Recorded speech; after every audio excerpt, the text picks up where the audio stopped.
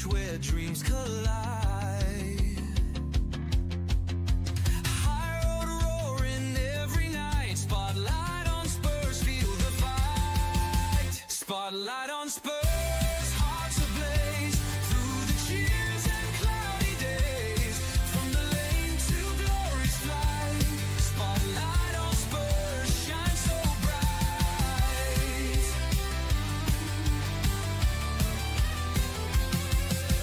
Echoes rise when we take the field.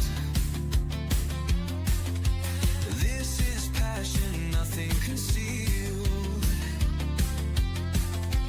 Through the tackles, joy ignites. Spotlight on Spurs, burning lights. Feel the tempo, sweet and wild. London's warriors never mild. Every challenge we endure. Spotlight on Spurs, loud and pure. What's up, guys? Luke here from Spotlight on Spurs. It's Thursday, 9:30 UK time. We are back as always, and he has returned. The Gareth Bale of the channel. He left us. He went on to pastures new, but he's come back. We've loaned him back. He's here. Chris, how are we doing, sir? Yeah, thanks for having me back on. I thought I might have been given the elbow after being absent for a few weeks, but nah, life's good at the minute. Bit of carnage, bit hectic, but it's good. It's where we want it to be, so I can't complain. 100%. Mate, we were chasing you back every window, every summer window, every winter window. We was inquiring to Madrid, but they wouldn't allow us until you was over the hill and past your peak. Now we've got you back. Yeah. Hope everything's well at home. All good, mate. All good, thank you. Yeah, so obviously massive game took place yesterday. Well, I say massive. It's the kind of the community shield of Europe, I guess. One of them where most people kind of say, if you win it, obviously massive. If you don't, it's not the end of the world. But obviously we see quite a few differences yesterday in terms of formation, that sort of thing. What was your expectations before the game, and then where do you sit with the result? I think every time we spoke about it, it was always going to be a game where we was like, it's PSG, one of the best teams in the world at the minute. It's going to be a tough ask to try and get something. So when probably about half hour before the kickoff, I was sitting there looking at the team, and I was thinking, oh, this is different. I've never seen this before. 3 at the back or 5 at the back, where it was going to be. And I think on flash scores it had Spence playing left wing, and I thought that can't be right, surely. And then when you see it, I thought, yeah, he is playing that way in the back four as a sort of a wing back, which was good. Just quite interested, and I thought that was my real outtake on the game, was let's see how we can set up against a big team, and let's see if we can sort of even just not embarrass ourselves really. And I think for 70 to 75 minutes of the game, I think we played amazing. I was literally sitting there thinking to myself, when we scored the first, I was buzzing, and then when we scored the second one, I was like, wow, here we go. Like this is the scoreline obviously was brilliant, but for me it was the performance itself. I was like, everyone, I mean, Papsar, he was just everywhere. He seemed like he was just the quickest person on the pitch all the time. Jed Spence was amazing, playing left back, getting forward, then back again. And to be fair, I know I've just mentioned them too, but the whole team just was, everyone looked like the mentality was right, the balance in the team was right. And then I think from what I see, I don't know if everyone agree, but from what I see, the last 15 minutes, I think we tried to just shield that 2-0 lead and just try and see the game out. And then you see the substitutions PSG made. They're not world beaters, but they're bringing on they're swapping players out. It's just class for class. It's just a player for a player, really. And I think that's where we probably tired legs, because they run their socks off. They matched. I think there was one. It was Bentancur. He must have run about 40 or 50 yards from the centre right the way back to left back, and won the tackle. And I thought that's something you don't see even in him, not just the team itself. So a lot of positives. Obviously unlucky with the result. I think if we would have probably have maybe stayed a bit more and tried to counter attack, it seemed like we just wanted to just sit in, get 2 banks in and try and hold out the lead, and unfortunately it didn't go our way. Penalty shootouts, so obviously dodgy game, penalty shootouts. I hate watching penalty shootouts. Most of the Spurs ones, I watched my back to the screen and waited for the cheers or the or the jeers. But when we lost, I wasn't gutted. I wasn't angry. For me, it was more, I was just happy to see Spurs actually turn up to a game, play well, against all expectations as well, which we I think most of the Spurs fan base thought we would have probably have got beaten that game. Apart from when they got beat by Chelsea in the World Club Cup final, everyone sort of thought, oh, here we go, there is some weaknesses here. But massive fair play to the boys, and just makes me look forward to what the season brings, really. Yeah. Was there anyone that we'll go on to? You've kind of touched on it a little bit already about the playing well. Was there anyone that didn't stand up? Wasn't expected performance? Is there anyone that you was disappointed with? No, I don't think I can fault anyone. To be fair, I mean, even Kudus was just fighting for everything, even if he had a bit of a poor touch. I mean, the first 20 minutes there was a couple of dodgy balls here and there. There's a couple of passes went astray, and I thought, like, hopefully this is not what we've got to look forward to. But now, as I say, for 75 minutes of the game, we looked really good. Everyone looked up for it. Like, everyone knew their roles. They all done their jobs. For me, Pap Sarr and Jed Spence were just phenomenal. I think Jed Spence might have even got man of the match. But yeah, for me, I can't. There was not one player. I did read an interesting stat today, and I don't know if it's true or not, but apparently Vicario has had 15 penalties and he's not saved one. Yeah. And I was like, well, I wish I would have read that before, because it probably would have saved me the heartache of watching the penalties. But I knew Spurs weren't winning it on pens, that's for sure. I just absolutely knew that. But yeah, I think you're right in terms of, like, the expectation was there that the only way that we was going to do anything was if that they were going to fatigue and that they weren't going to be fit and everything else. So the game kind of worked in reverse for me. I was just saying it on the other channel that I was on, that for me, I felt like it was going to be a case of they take the lead and then we kind of fight our way back into it because they're going to be fatigued and everything else. But it seemed to be a little bit the other way. We seemed to be quite fatigued at the end. And they was obviously, as you said, they weren't their first team that were coming on, but they were a level above what we had in terms of Kane coming on. Then you had Ramos as well. It was just like they was just another level. I know they brought the young kid on, but even the Fabian Ruiz who came on as well, top midfielder. So I think that was possibly a definitive part of the game, was who they was able to bring on. And obviously for us, Tell has not featured in every game. Maybe he's not 100% sharp because I don't think he started many pre-season. And then Solanke's obviously he played one pre-season game and he's been out since, so maybe a bit of fitness there as well. But I completely agree. I think Sarr was absolutely superb. He's probably one of the best performances I've seen from him. Just being able to intercept the ball, just take it away from the attacker or the defender in some aspects as well. I think it was just all over him. Is it Pacho, the geezer's name?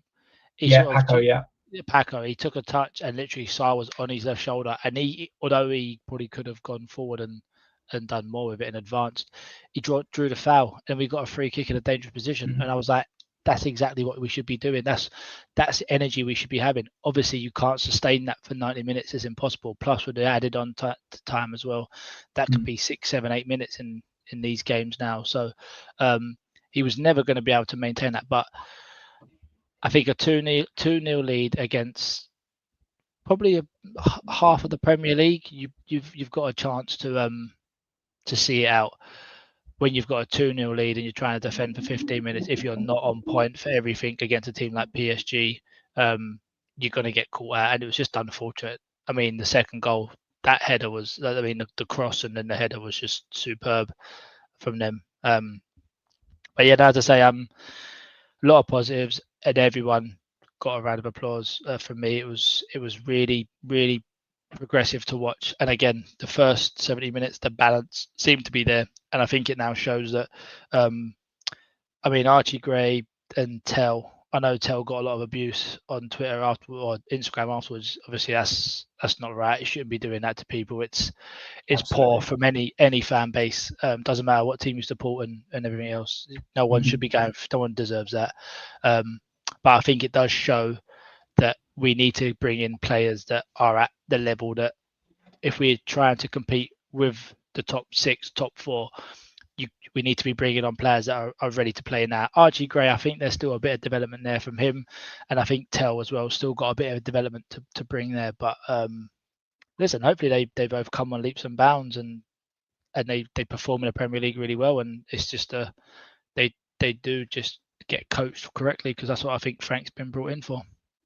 Yeah, and both of them on the other show actually was mentioned about them, and whether or not they should be starting a Spurs, whether they should just both go out on loan.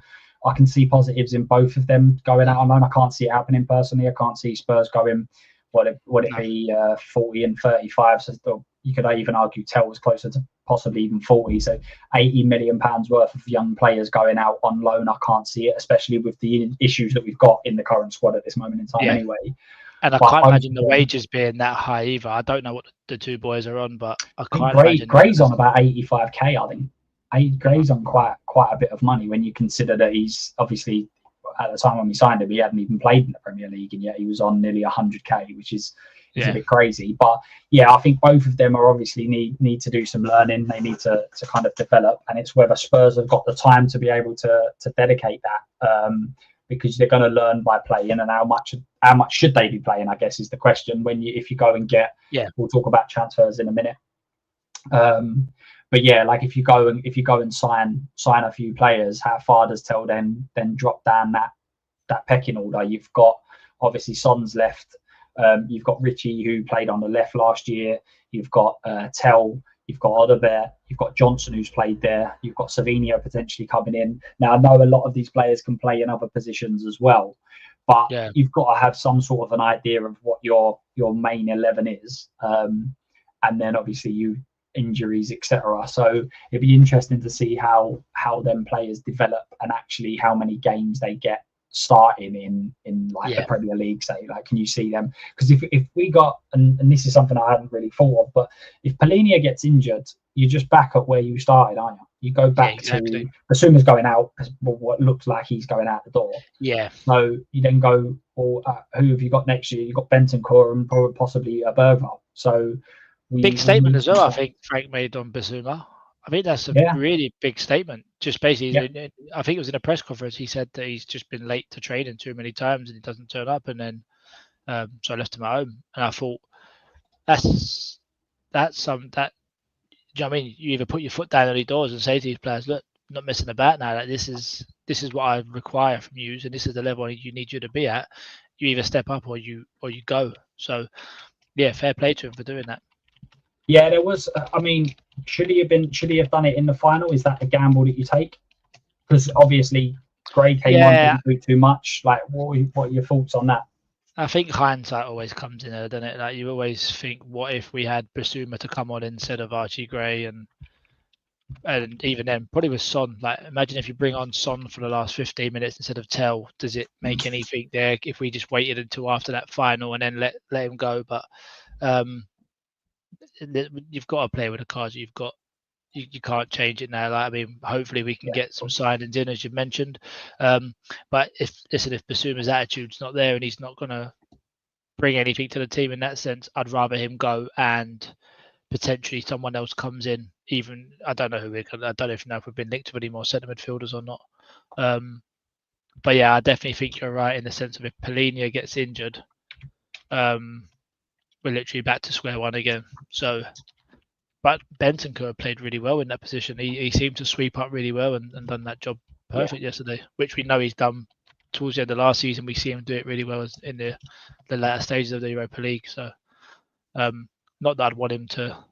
I'd like him to also be a bit of a playmaker as well, because he is technically very good. Yeah. No, but as I say, there's like so many different caveats to who starts, and so many different like partnerships that kind of link up. Look, so many question marks. I guess you've got Bergvall, for instance. Bergvall was a player that was almost a mainstay towards the end of the season until he got injured. They was like he would be one of the first names people were playing because he was so good. And now you're going, well, hang on a minute. When Palhinha plays, if Bentancur's there, does he get in? Does he not?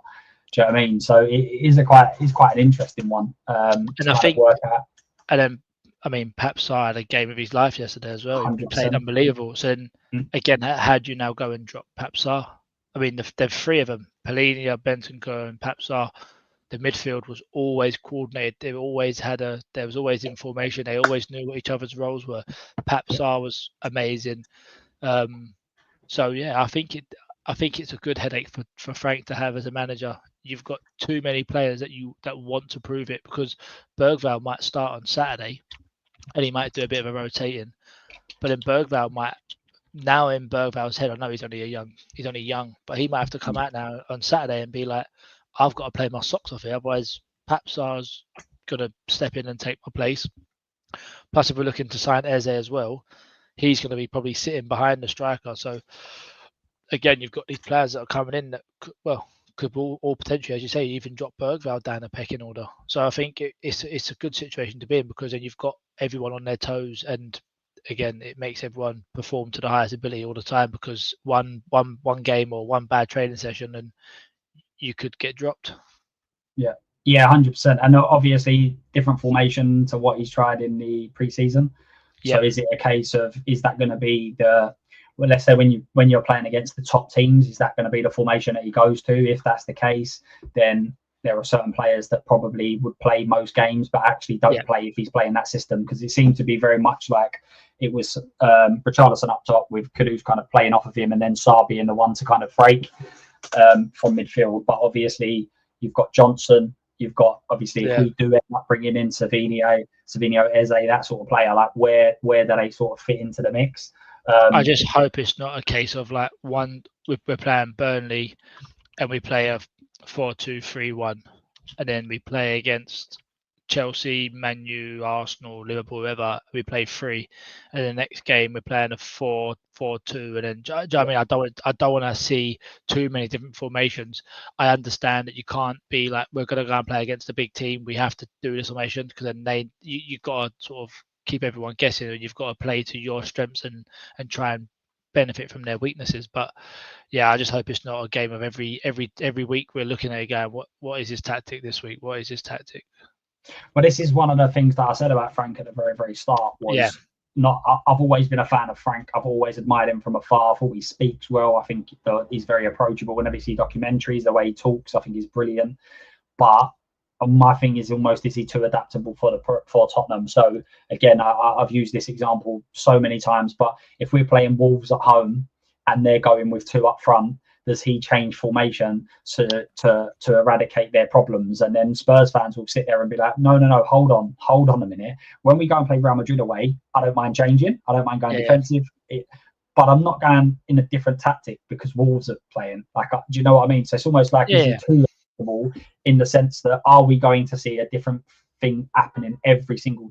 And what I think what some fans are forgetting as well with Brentford is he had a full week to prepare every single game, basically, because he never went too far in cups. I think last year or the year before he went to a semi-final, but outside of that, I don't think he's got to the quarters that often. So he's basically one game a week, and he could set in a certain tactic to be able to train. And whereas for us, it's every 3 days, it's thick, it's fast, it's quick. So we are doing a call-in show, so there will be fans hopefully coming in and joining us to give their views on the game, on transfers, whatever that wants to be. But we are going to bring in someone that I know personally. He's a non-Tottenham fan. Let's see whether anyone can work out what club he actually supports. Let's see if he talks any sense on it. Harry, my man, how are we doing? Yes, brother. How are we?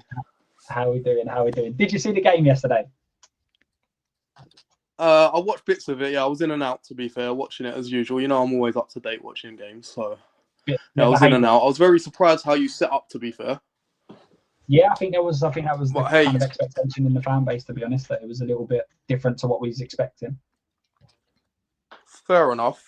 Well, it worked out brilliant for 80 minutes or so, didn't it? But that's the trouble. And then it all went 100%. I think you just sat back a little bit too much in the final 15. You was just trying to cling on. You had the 2 goals, and then as soon as the 1 goal went in, the heads just went, and then it was just going to go downhill from there, really, wasn't it? Do you know what I mean?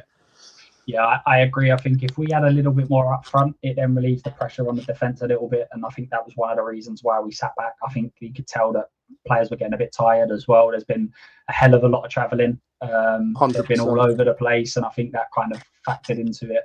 But what I am eager to hear from a rival's point of view, from a fan of a rival club in the Premier League, there's been some conversations, obviously, amongst Spurs fans that Eze and Savinho seem to be the signings that Spurs will be making.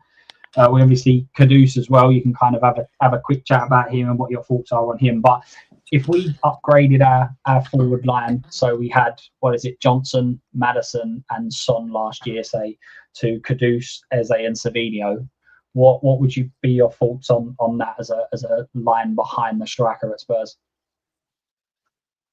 Well, you got to say, first of all, that's an upgrade. It's got to be. Yeah. It's not like, how significant is it? Are we slightly an upgrade? I'd say that's a very vast improvement for you from your point of view. If I was a fan of a club with those three players in behind my track, I'd be pretty happy. Yeah. So are you going to lay down the money and go get both of them though? That's the thing, because it looks like Savinho deal's off now. Though I read earlier, or is that not the case? I think basically the bids are very early on, so the first couple of bids have kind of gone in tentatively, but I think the expectation is that Spurs know what really is required, and it's just trying to work out. I think a lot of it depends on whether they can go for Rodrigo. So Rodrigo's rumoured to be available for like 90 million. He didn't seem like he wanted to go, but I suppose if City come into him, maybe he goes actually to go from Real Madrid to City. Maybe that's something he entertains. So I think it's a bit of a domino effect, but I think if Spurs wanted to, they can go for them two players. Don't forget, Morgan Gibbs-White, 60 million, we know is there. That was accepted. 20 million's coming for Son, so we know that's there. So yeah, I think the money is there. It's whether we want to. You're right. Whether we want to commit, but we're still in negotiations. It's definitely not off at this moment in time, or from what we're hearing in the media. I think Eze is definitely very much a statement. He's unbelievable. Like, you can just tell by watching him the quality that he has. He should be doing better than Crystal Palace, and him and Mateta pretty much carried them to their FA Cup and their Community Shield, basically. Yeah, as well as Sarr as well.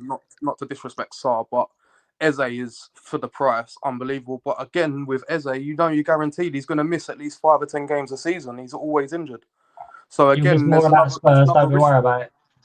Yeah, no, 100%. I hear you, but I think one of the most undervalued things is time on the pitch, and he's guaranteed to be missing at least 5 or 10 games a season. 100% availability. Undoubtedly, he's an absolute baller. Do you know what I mean? But time on the pitch is very, very important for sure. That's right. We'll just send Luke down there to give him some regular massages and stuff. I'm too busy streaming, mate. I'm too busy streaming. He'll be out for 15 games that season. Well, as I say, in terms of let's just use a hypothetical here in terms of Spurs. If we was to get both of them over the line, what do you consider Spurs like league position wise? Because cups is so difficult to judge on based on who you get, etc. But in the league position, Spurs fans are currently saying that we should be sort of like top 7, top 8 at this moment in time because we're weak in certain areas. If we get them two over the line, where would you expect to be seeing Spurs next year? Taking your West Ham hat off as much as you possibly can, which is very difficult. I still feel like you need another midfielder. I'm not going to lie. Yeah. I still feel like I heard you earlier talking about if you lose Paulinho like already, you're back to the same problems that you got in the middle of the park. Yeah. So I'd reckon if you do get those off the line, your attacking intent's there, but is the rest of the team strong enough to go? I think you have to be at least top 6, surely. Yeah, I think with them, if not pushing for that 4th place. I think the top 4 are away. Personally, I think that City, Liverpool, Arsenal, and Chelsea, I think, are away now. That if Chelsea get over the line, Simmons, I think they're out of reach personally, and I think we do need to upgrade the midfield. I think we also probably need a bit of cover at left centre back, left back, that sort of area. But how often do clubs go out and get? I know Liverpool have, but how often do clubs go out and get 6, 7 like first teamers or? But I don't think Liverpool's going to do as well as they did last year. They're not. I don't think they're going to win it again. I think they're going to struggle. I think they're overcompensating for something. Why are they spending that much money in all them different areas? I don't think they need to, especially linked with Isak as well. Yeah. It doesn't make Mind you, sense if they to me, get to be Isak, honest does that with you. not change it? Not if they get Isak, it doesn't change it for you? No, I don't think so. I think there'll be like too much clashes in the dressing. I don't know who's going to play. Yeah, I don't think spending that amount of money for Liverpool was a very clever idea, in my opinion. You never know. At the end of the season, could say, fucking hell, they've gone back to back, done it double, and they've spent all that money and got them players in. Fair enough. But for me, I think I think they're going a bit too strong. No, I can see where you're coming from. I feel like they're going to be strong. I can't look past City. I never can. I think Guardiola's just a difference across the league for me. I know last year they struggled, but I just feel like he'll get it right. He don't get it wrong for that long or that often. He's the best manager in the world for a reason, man. Yeah, completely agree.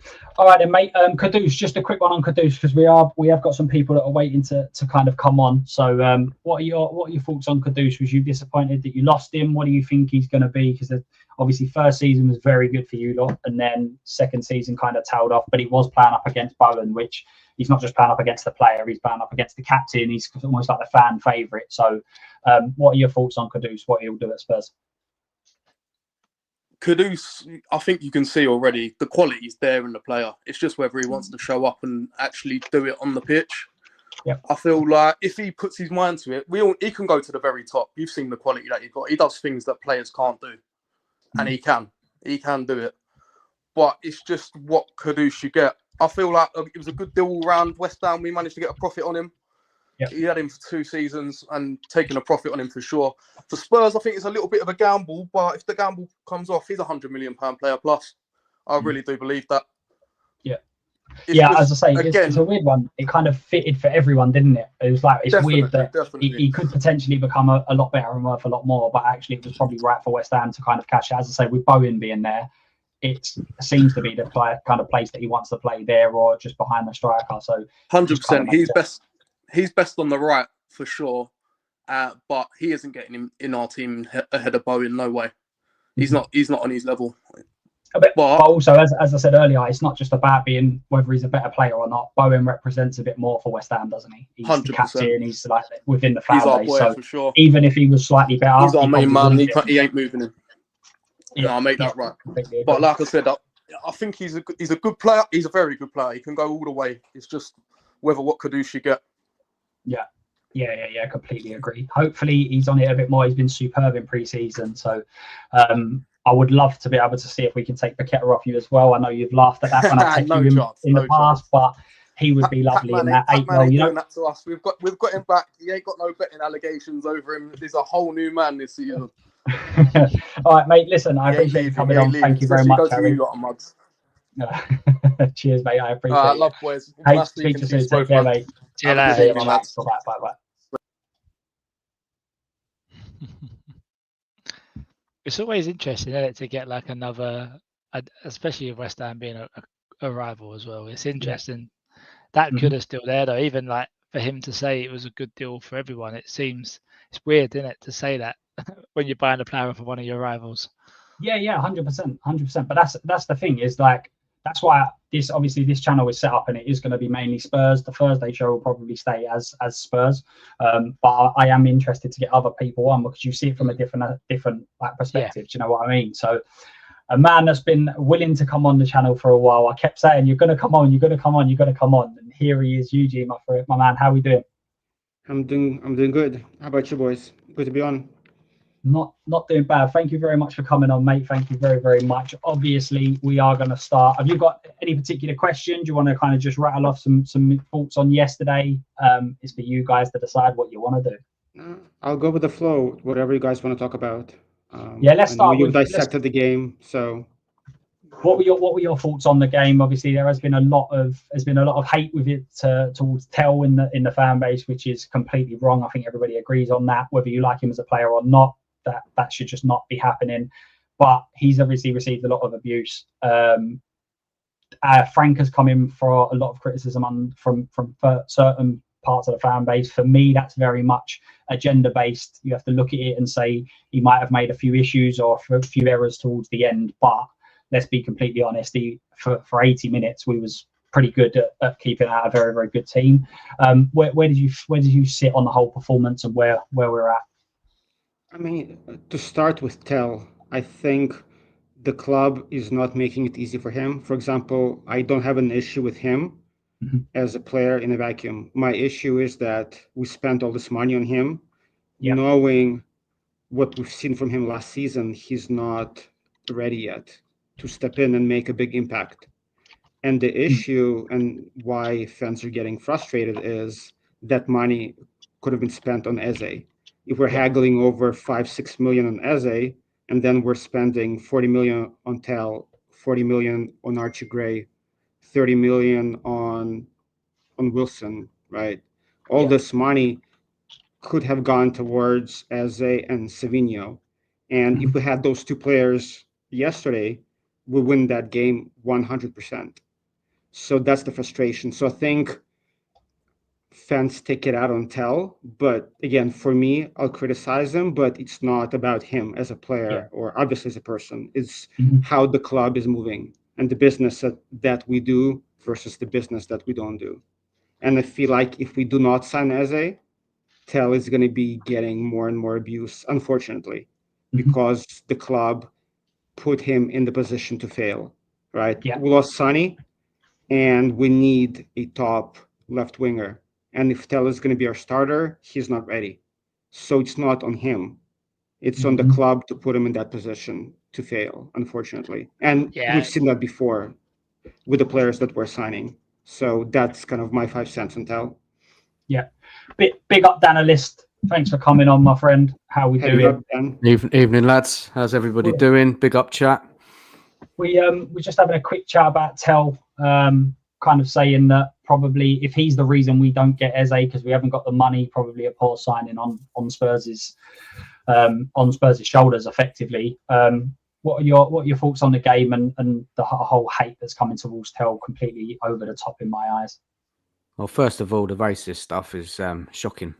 Yeah, not called for at all. Totally unacceptable. Obviously criticise the player, of course, but yeah, too much. That's really bad. So I feel sorry for the guy.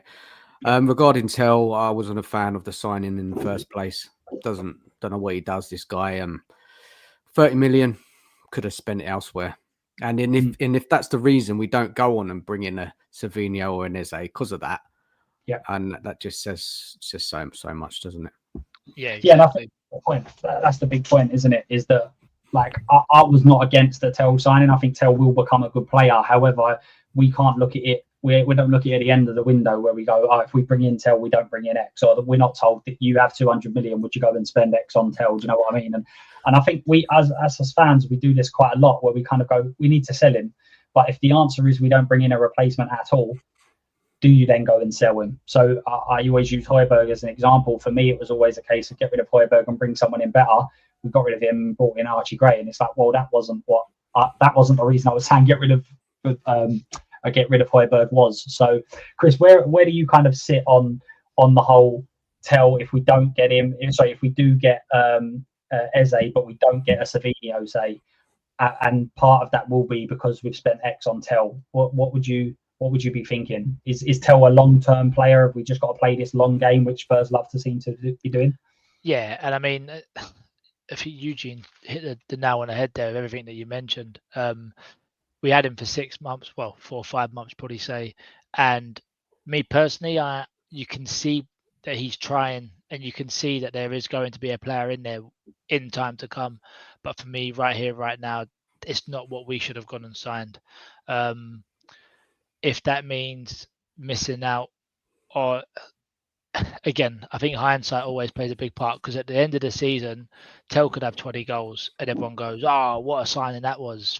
And do you know what I mean? So you got to look at it in, he's here now. I don't rate him personally. As I say, I think he's more of a 2 or 3 year future player that's going to come good. And I think then there'll be a lot of stick thrown about if we do end the transfer window without an Eze or a Savinho, and we don't end up buying anyone else that we're going to bring in that could end up being good for us now. But yeah, what Eugene said, I totally agree with. The abuse and the racism, obviously, it shouldn't be happening. It's absolutely poor. Doesn't matter who you are, who you support. I mentioned it earlier. you can always criticize someone, and you can always have constructive criticism for them to then go away and reflect and go, do you know what, I was poor, I'll get better. But when that starts coming in, people need to just be that can't be accepted, and that needs to be cut out as soon as possible.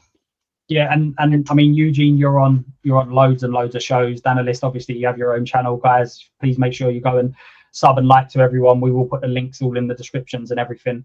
But we see it quite a lot on YouTube where things get quite personal. Like, with all due respect, we come on here, we kind of give our views on football. Most of the stuff that people would know about us, if they see us, it will be very based on football. And some of the abuse that goes on in chats, that goes on X and things like that, is very personal, which is not something we talk about. So it's really weird how people go from, as I said, whether you like Tel, whether you don't, everyone's entitled to an opinion. As I say, I like Tel. I think Tel will eventually become a player, but it's a very hard sell for me to sit here and try and convince all three of you that Tel is the player that we need and everything else, because that's not evidence right now. But the personal stuff just gets a little bit crazy. And as I say, it happens obviously to a mad extent for footballers, but it also happens in everyday life, which is just really, really strange. So very, very, very weird one. I've done a poll. Before we move on, just last thing with Tel, like my frustration, as I mentioned, with the club is I like the planning. I don't see the plan. We're so opportunistic. For example, we're going for Savinho right now. So why get Savinho if we already signed Odebert and Tel and Mikey Moore's in the wings? We have so many young wingers. Then we talk about the pathway from the academy. So if Savinho looks like an opportunistic signing, which is great, we should be looking for opportunities. But then it goes back to the lack of planning, or at least the planning that makes sense to the fans. So to me personally, if I would go, okay, this plan makes sense. Okay, we can get some right, we can get some wrong, but just the plan, at least like what we're doing with the wingers, it just makes no sense to me. Signing all the youngsters and now signing Savinho, and then where do they all play? Where does Mikey Moore fit in next season? I just don't see it. I agree. I've been saying this on streams for a very long time now that there's no squad planning. Spurs do not have squad planning. That's not what we factor in. For instance, we've just sold Sonny, and can anyone on this panel tell me who Sonny's replacement is? Because at the moment it looks like it might be Savinho, and we're signing him when we should. Like, this is the problem with the planning. Danalist, I'm sure you agree with that. That's been one of the failings of the club, I guess, in terms of right the way through. We can go back to Bowles, you can go back to Carl Walker's. There's so many different players that we can say just haven't really been replaced. Look, who knows what the game plan is, the strategy, the transfer. Look, we heard from Vinay and Levy, didn't we, earlier on in the summer, and we talked a good game, but didn't really give us any indication on how they're going to approach this window, what's going to be different. And then we heard Levy again in that Neville interview. Again, what's going to be the change? What lessons learned, right, from past years? Are we just going for a certain type of player, young, bit older, experienced? It's difficult. You hope that at some point we'll hear from them, whoever's in charge, if Vinay maybe, to kind of give us their strategy in the transfer market, because we're all left wondering what it is. Because at the moment, like Eugene said, it's more reactive than proactive, right? Planning for Sonny, we knew he was going to be leaving at some point, and surely they've been thinking who's the player going to come in and take his role. Massive player for Spurs, and I don't think it is Tel. I don't think so. Is it Savinho? Maybe, I don't know. But unless they tell us, we're all just left in the dark and frustrated. In terms of the poll that I've put out, so there's 4 options. It's should Spurs sign Eze, Savinho? Yes to both, no to both, Eze only, Savinho only. We've got 89% have said yes to both, but there are some that are saying no to both. Now, I don't know whether that's some people have accidentally clicked on the wrong answer, but if your answer is no to both, please in the chat tell me who you think we should be signing, because I think both of these players, and Eugene, I think you're right in terms of if we sign Savinho, we've got so many wingers. But Savinho's on another level to the other wingers, and it's almost like, why have we signed any of the others, not why are we signing another, if that makes sense. So I completely agree. We will come to this question in a second, but a massive thank you to John Stokes. I really, really appreciate that, mate. The first one on the channel. We've obviously just made memberships, super stickers, everything else. Massive, massive thank you, John. Really, really appreciate it. A massive, massive supporter of the channel. Thank you very, very much. Big up Luke, Chris, Eugene, and Dan. Come on, you Spurs. Come on, you Spurs is exactly it. We've got that massive game starting on Saturday, and hopefully we start it off with a win. John, thank you very much. Question for the panel: Eze, Simmons, or Olmo? Start with you, Chris. If I had to pick, it'd be Eze, just because of the Premier League experience. We know what he can do in the Prem.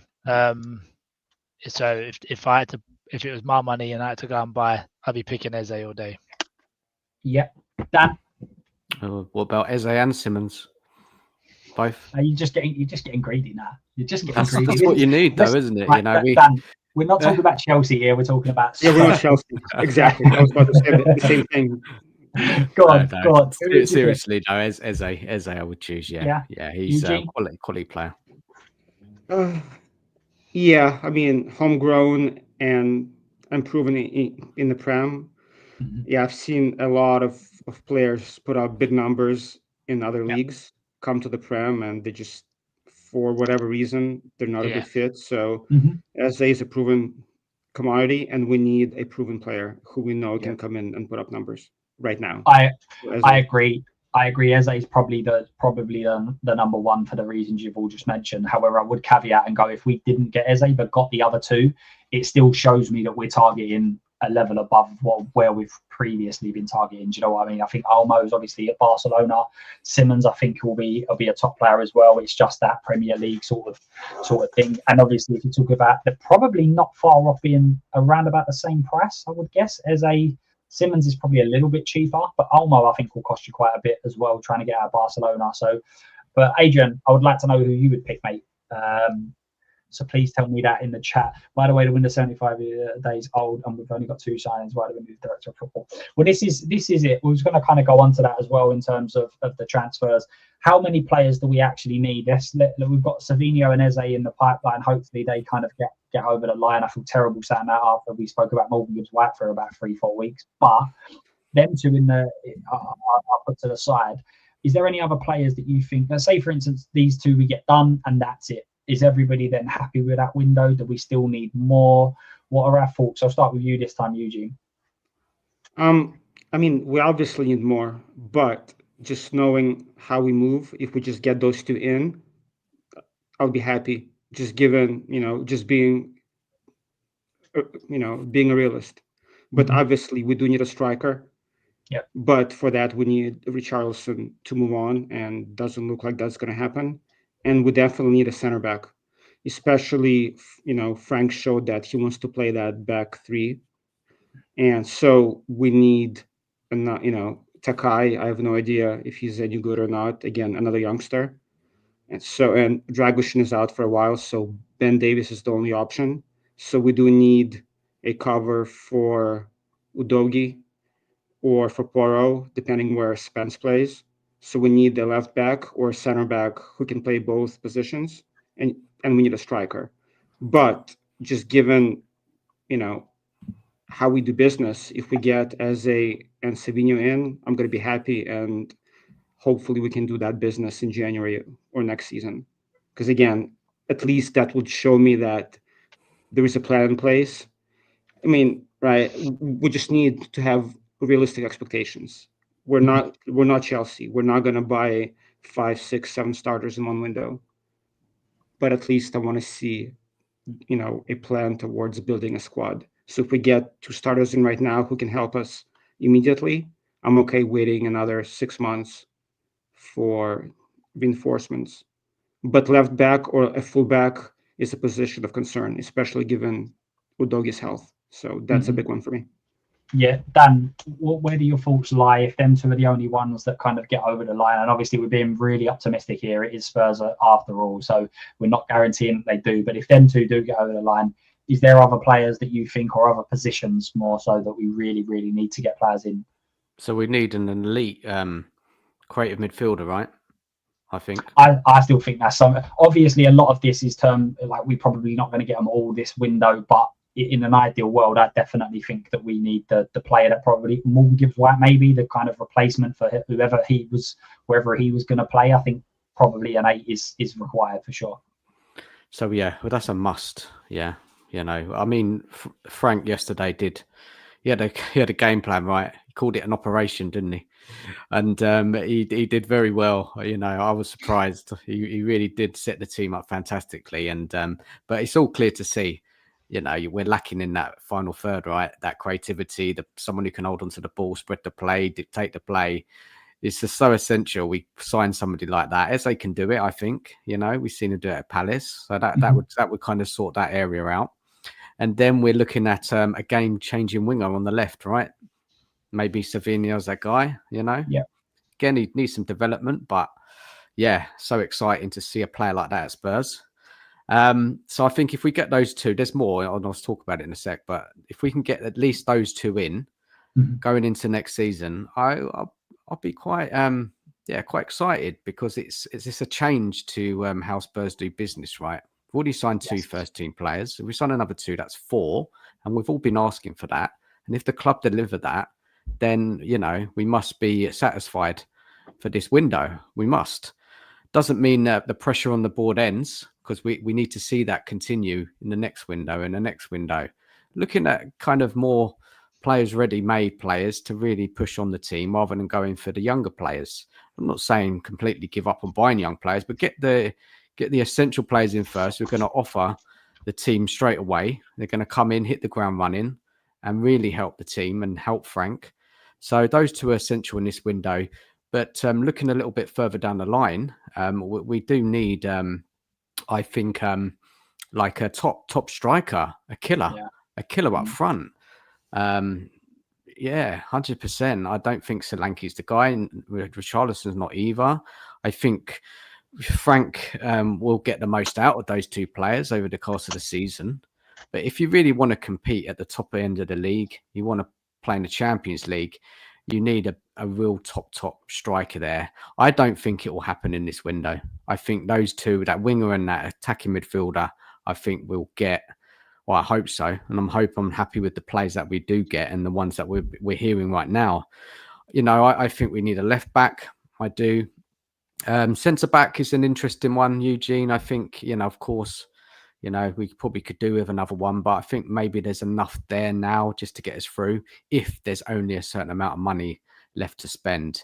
Attacking areas is essential. Attacking areas, winger and that attacking midfielder. We must get those 2 in. If we don't, it would be very disappointing. But that's it, and you're exactly right in terms of what we need to get in and how much we've got to spend. So, in terms of everyone was screaming, Sam Walton was the guy that we should be going to sign. Now, if we dropped £100 million on Walton, and then we didn't get Eze or Savinio, who look like they're probably going to come to 140. So, if it was, let's say, a Walton coming in and then a £40 million striker winger, say, then is that better than getting an Eze and getting in a Savinio? Now, we didn't know at the time Savinio was available or for anything near what he's kind of being linked to. But this is the kind of problems that we have. We throw out all of these names and everybody does it. But actually, if that player might be an upgrade on what you've got, but it might stop you from going to get X, Y, and Z's. Now, obviously, that becomes a bit more of a problem. So I've always said that we've got a certain amount of priorities that we need to make sure we get in this window. I think Maddison speeds up the 10. I think we needed 10 anyway, but I think Maddison being out for so long really speeds that up. And then you've also got to consider Kulusevski coming back into the fold. Now, all of a sudden, you go from going at the moment, I think most will agree Kudus has been pretty good. So he's kind of the star man.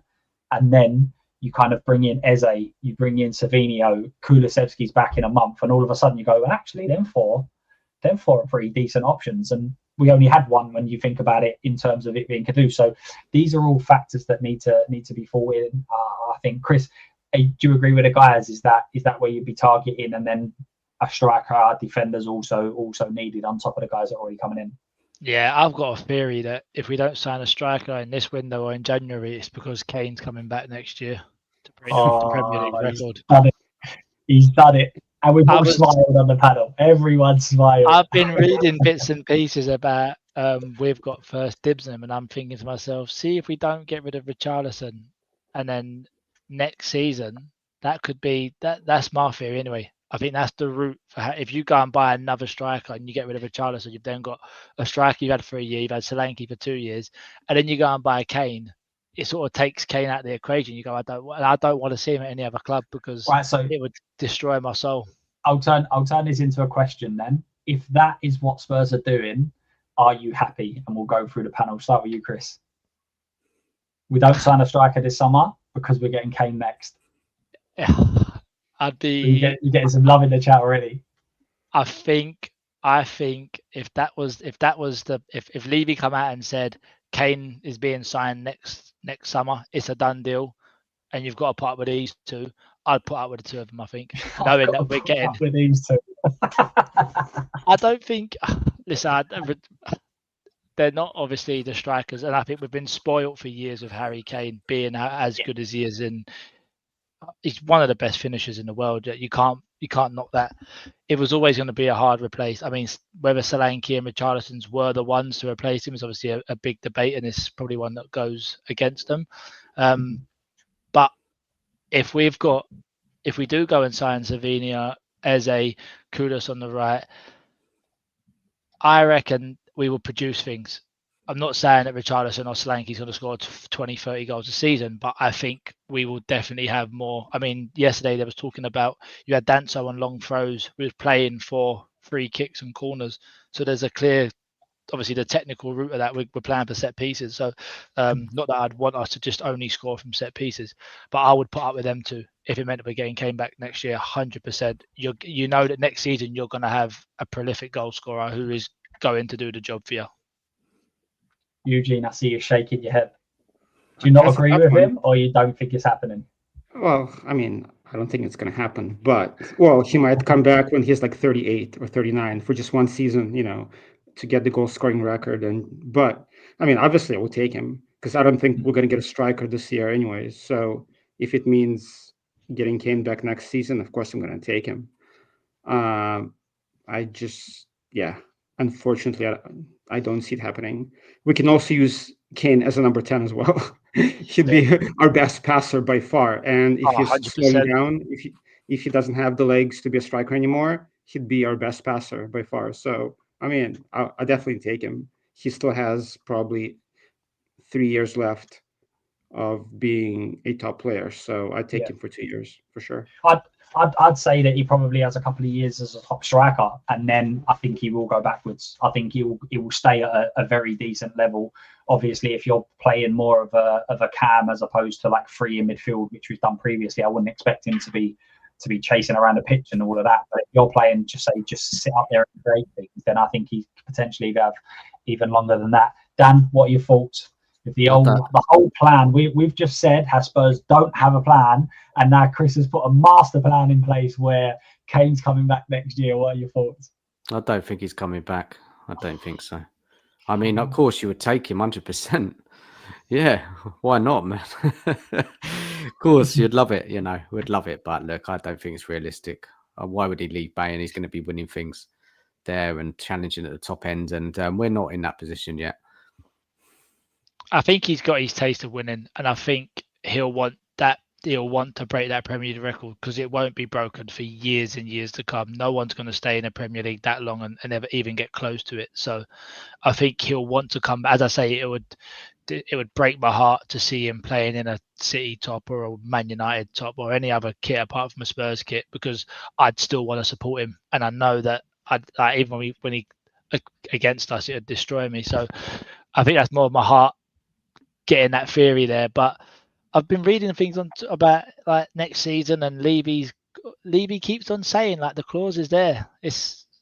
He keeps mentioning it, and I think if you're going to, even if you pay 50 million for him, I know he's going to be 33, 34 next season.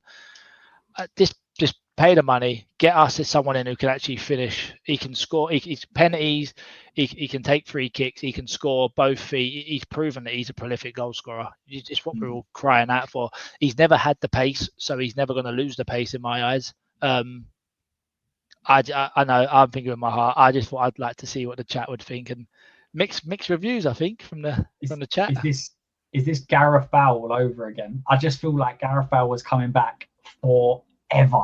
And then when he did come back, I loved it, but he weren't at the level of when he left. But I know that's a bit younger because Kane was obviously a bit older, etc. He's not got that pace. I think a lot of Spurs fans were like, we're signing the Gareth Bale of old. When he comes to Spurs, he's going to morph back to what he was. But are we doing that with Kane? I personally would take it back in a heartbeat. And then would he, the whole conversation will come back if he goes and breaks the golden boot at Spurs. Is he a bigger legend than Son? We can have all this debate again in a couple of years. It'll be brilliant.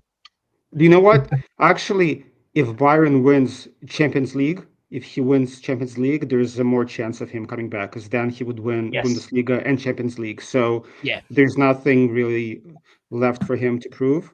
And at that point, he's going to want the record. I agree. I think that's if they win, that's the big part. Yep, I think that's a big one. I think he's got 46 goals. I see. He needs 46 goals to break the record. You ain't gonna do that in one season. He needs two, potentially three. Yeah, two. Yeah. So I think if he is going to come back to the Prem, I think it is next year. Hopefully, it's him in a Spurs shirt. Yeah, but you again, it depends. And I know injuries can play a massive part of this, but if he comes back and he's at 33 and he plays for 5 years, because he'll be on penalties, he could pick up 10 goals a season just by playing. He'll probably get 5 penalties a year, won't he? That's what I'm saying. So we're almost thinking like when he comes back, he needs to do it within 2 years. But actually, like some players, like Teddy Sheringham was still playing when he was 40. I'd give him a contract. To be fair, I'd pay him. I'd give him a contract. Stop him on that every penalty. Yeah. Is that what you do? Even if he was on a pay-as-you-play basis, I'd give him a contract just to get him to just to break that record. I'd just keep paying him the money, just keep him there. Now I know why you're so absorbed in him coming back. You've got a love for Kane that I've got a lot of money on it. I've got a lot of money on it. That's why. There have been some other names that obviously been linked. I am not going to try and pronounce him, but Georgian striker plays for Lyon, I believe. He could play off the left as well. Lord Rodney Trotter also plays off the left, has played at Cam on occasions. I think he might have even played off the right, but not that often. But again, like Kane is, and Chris, you mentioned it, Kane has always lacked pace.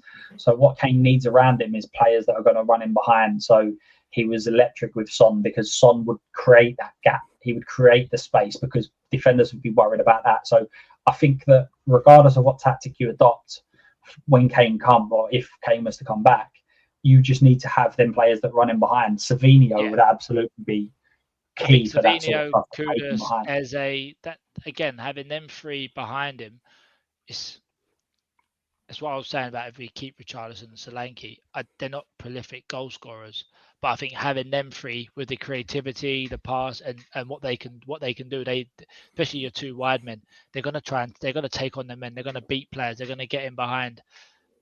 All you need is a good ball across, and you're getting chances on goal. If we get 2 or 3 of them a game, do you know what I mean? You hopefully you're going to score one, even with Richarlison and Solanke up top. But I think Richarlison's got a big season because he wants to get in the Brazil team. So if he does stay at Spurs, I think he will be working his socks off to try and keep in the first team. He'll want to go with the Brazil squad, but whether he's good enough or not, we'll have to wait and see. And it's staying fit, isn't it, Chris, as well? And it's Exactly. staying fit. You just it's never a big can. problem for Spurs. It's a big problem for Spurs. I can't. I don't think I can just, see him play for us for another season.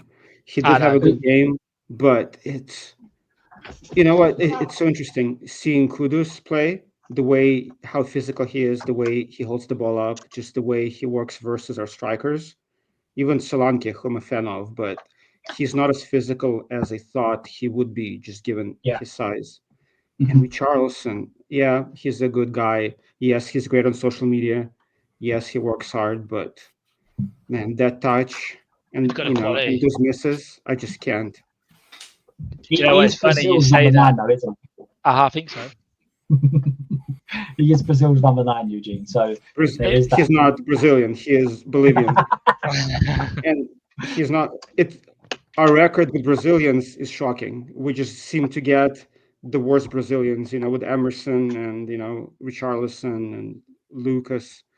I mean, Brazil is in the mud. Just name me another striker from Brazil right now who would start over Richarlison. Jesus, and he's not even a 9. That's it. I don't know of anybody else in Brazil who would be a number 9 right now for them. So that's not saying much, unfortunately. So I think I said it in a group chat recently that Spurs are the only team in the world that would ever be like in 5 years, 10 years ago, you used to go, oh, Tottenham are going to get Brazil's number 9. You go, hang on a minute. yeah. Yes, Brazil's number 9, and it ended up being Richarlison. I actually think, and I've said this previously, people don't like it. I think if he stays fit, I think he could be a weapon in Frank's system. I think the aerial prowess, the amount he presses, I do think he will be someone that Frank could get something out of. But as you said, he just doesn't stay fit. He just does not stay fit. He hasn't done for far too long at Spurs, like many others, to be honest with you. I believe his record at Everton was actually pretty good. I think he missed a handful of games every season. I'm not just talking Premier League, I'm talking across all comps. And then he comes to us and we just can't stay fit. Ben Jacobs, 45 minutes ago, just said that Brentford are closing on a deal to sign Ouattara from Bournemouth for £43 million. So we're now looking at Eze 65, Savinio 65, Kudus 55, and Ouattara is going for 42. When you start looking at some of the transfers that are happening in the Premier League, the Kudus deal just is looking better and better in my eyes. You've got Madueke there, obviously Ouattara going for that price as well. For Kudus, what was everyone's initial feelings on him? He's far excelled what I thought he was. I thought he was going to be a good player for us, and an upgrade on what we have, which isn't saying a huge amount. However, some of the performances he's had, I know it's pre-season, so it has to go into the league. But for me, it's levels above. Dan, what are your thoughts on the Kudus signing? Kudus, yeah, Kudus. Look, he's very talented, right? Like we've seen him, not so much last season, that first season at West Ham. I mean, he was brilliant, right? Yeah. What a player, right? And we've seen some signs of it in pre-season. He's going to help massively our team. Look, the way he played last night, really strong, isn't he? Surprisingly strong. Hard to get off the ball, doesn't give the ball away much, can take on a player. He's got that, you don't know what he's going to do next, right? He's got a goal in him, I'm sure.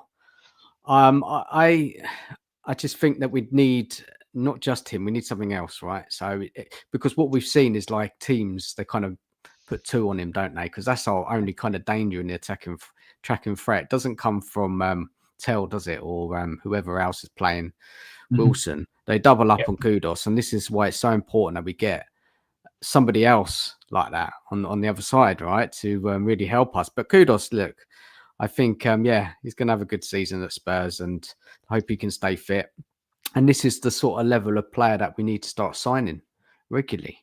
Better, top quality players that are going to come into the team and make a difference straight away. And hopefully a couple more will come in. Yeah, I still feel like we need it. Just a quick one. So Richarlison an hour ago put up a tweet saying, or winning or losing, getting it wrong or right, it's all part of the game. Racism is not Tell. He's still a young lad, great player at the beginning of his journey and doesn't deserve this just like anyone else. This type of behaviour, and then he kind of goes on to that, should be severely punished.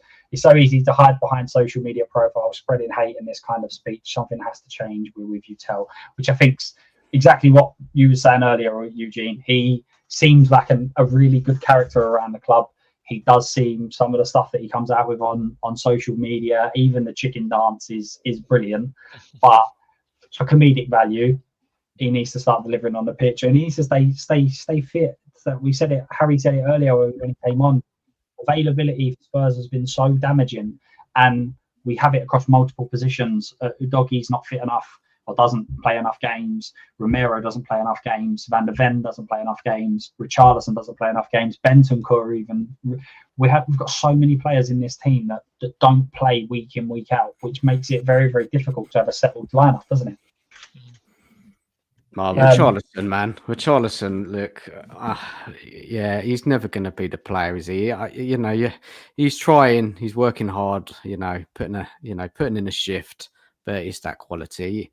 I'm sure he'll get goals against kind of lower end teams, maybe mid-table teams, but he's not going to deliver against the top sides. He's not, and it's a bit of a risk, kind of keeping him, relying on him as your sign of second striker to Solanke.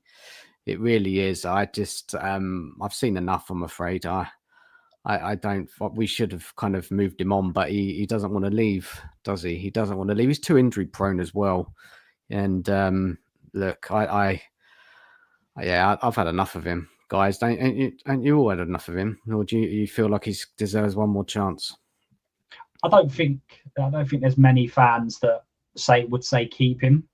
I think that a lot of fans would say, is he the priority to get rid of right now in terms of what there is else available? So the holes in the squad we was just discussing.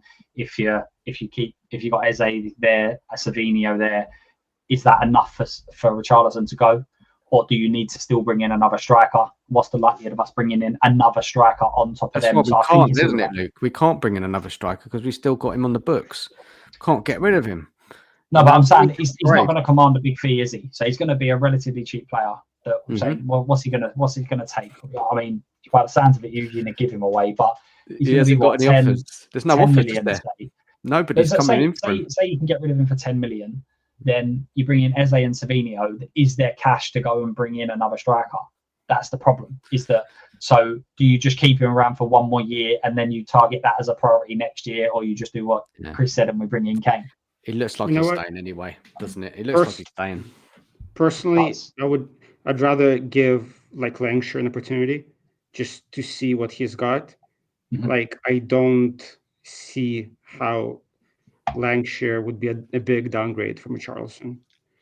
You know, maybe it's my PTSD, but I've seen him miss so many sitters. Like last season when I came to London for the Forest game, I watched him live miss. He scored one header and he missed like 15, even in the warm-ups. So again, good guy. My issue is, yes, the striker, we might not bring him in, but if we just do the math, in best case scenario, let's say we bring in Eze and Savinho. But if you look at the front three or front four, we still don't have enough goals. Savinho is not a goal scorer, right? He might get 5, 6. Kudus, great player. He's not a goal scorer. He might get another 8.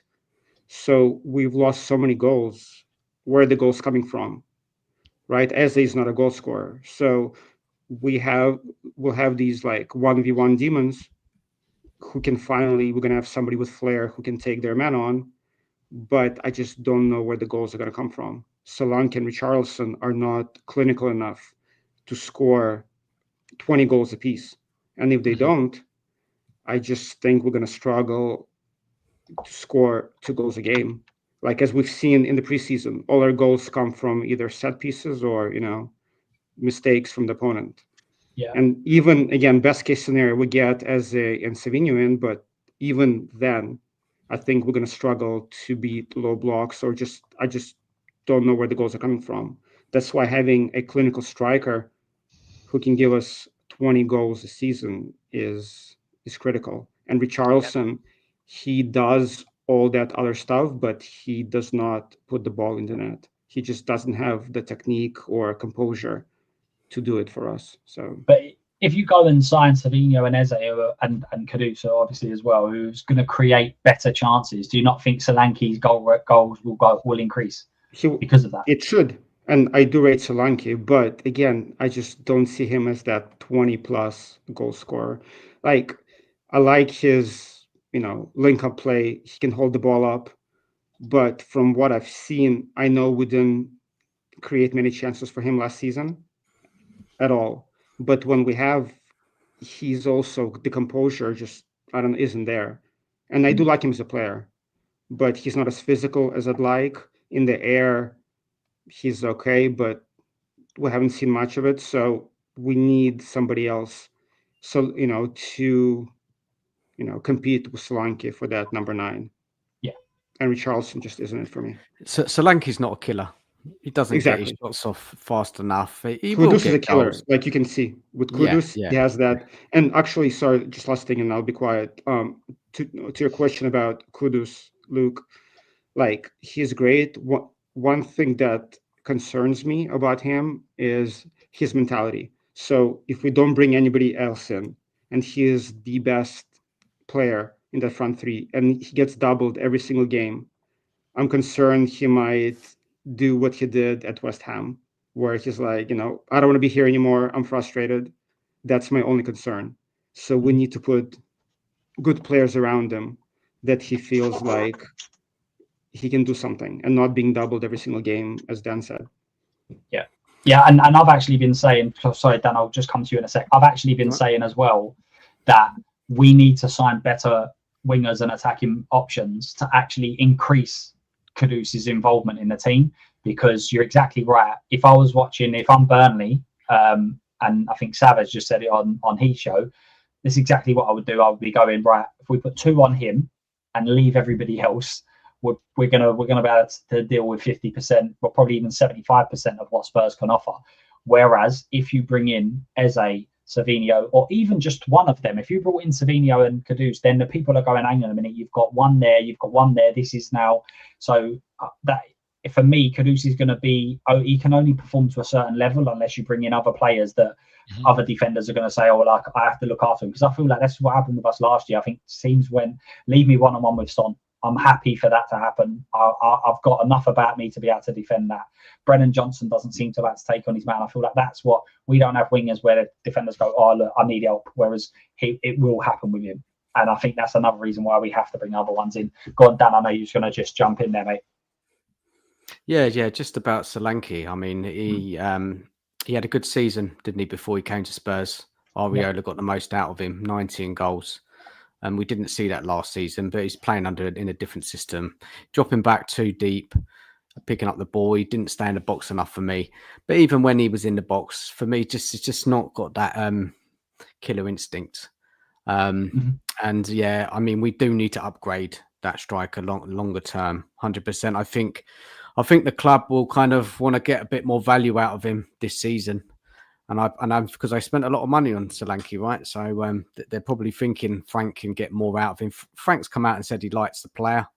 And let's see how he gets on. I'm willing to give him another season, Solanke, to see what he can offer this team. But if he doesn't deliver, then we'll be asking for an upgrade, right? Yeah, Jimmy Hotspur, I completely agree. Got 16 goal involvements in 24 games. I'm pretty sure, I might be wrong, but I'm pretty sure that Son had 9 and 7. So technically the same amount of goals and assists. Pretty sure it's either 7 and 9 or 9 and 7. So it's not just about just the goals and the assists, or there's so many different facets that come into that. But I definitely think Eze would be an upgrade. I think Eze would score a few goals. I think Savinho would also score a few goals. I think we're judging a lot, and we had it with Grealish as well.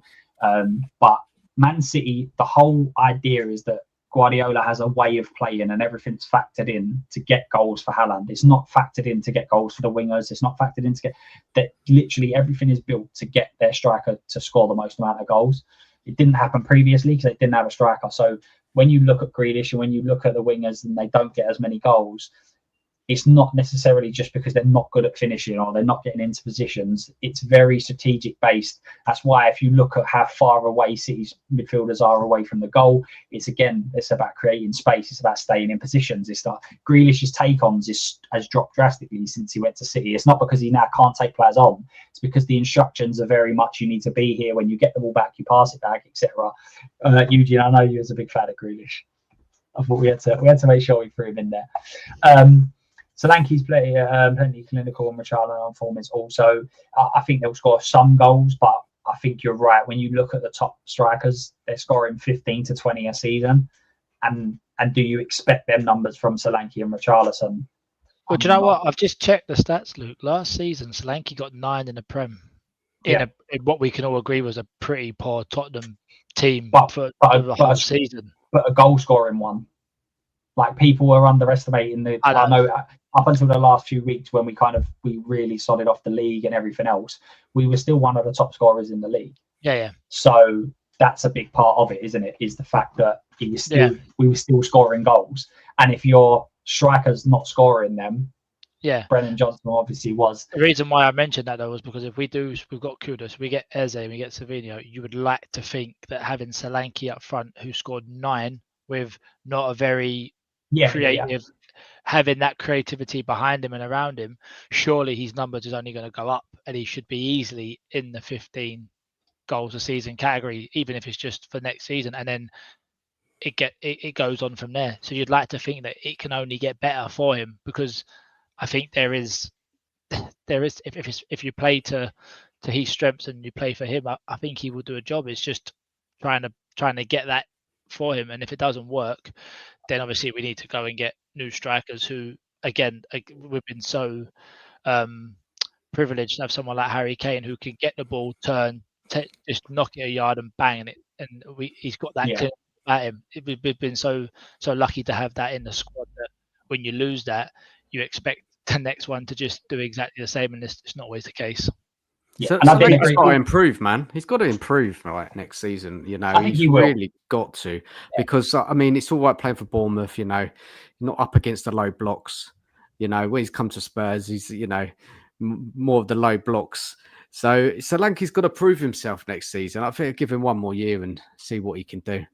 Yeah, I mean, he'll definitely improve, but I feel like a lot of his goals went to Johnson, right? Because our strategy was, put Johnson at the back post for the tap in. So Solanke sacrificed a lot of his output to be that decoy for Johnson to score. But now, I mean, Kudus is not going to have 17 goals. So Solanke better get at least 15, 16. And even then, we need more goals. Definitely. And you can't be, like, for instance, Solanke was sacrificing himself in certain areas for Johnson to get goals. We said about it earlier on, Jermaine Defoe would have been like, absolutely not. I'm not sacrificing. I'm not running around more so Johnson scores more. Like, I'm here to score goals, and that's what I want to do. Mr. Box Office TV, how we doing, sir?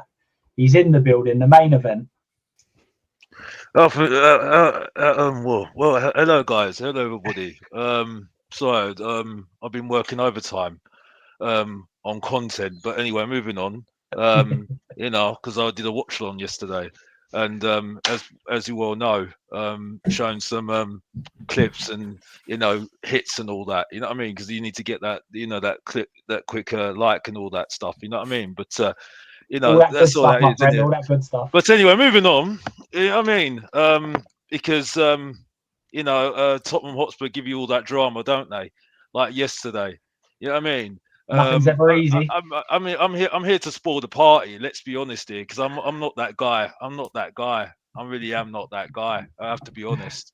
You know what I mean? Because I'm not here to be the fans' favourite or sell myself. Come on, let's make your statement, Alex. What are we here to say, my friend? Well, I'll get into it. I'm building up to it. You know what I mean? I need to build the tension up, like they say.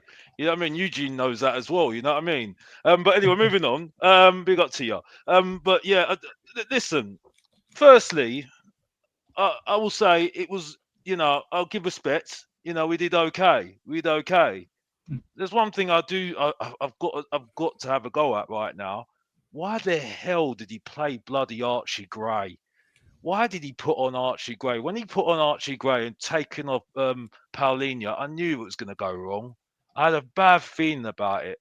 And then another one I need to have a go at is that down useless striker, and I'm not even talking about the below average Emerald Heskey, Richarlison, aka Richarlison. I'm talking about Solanke.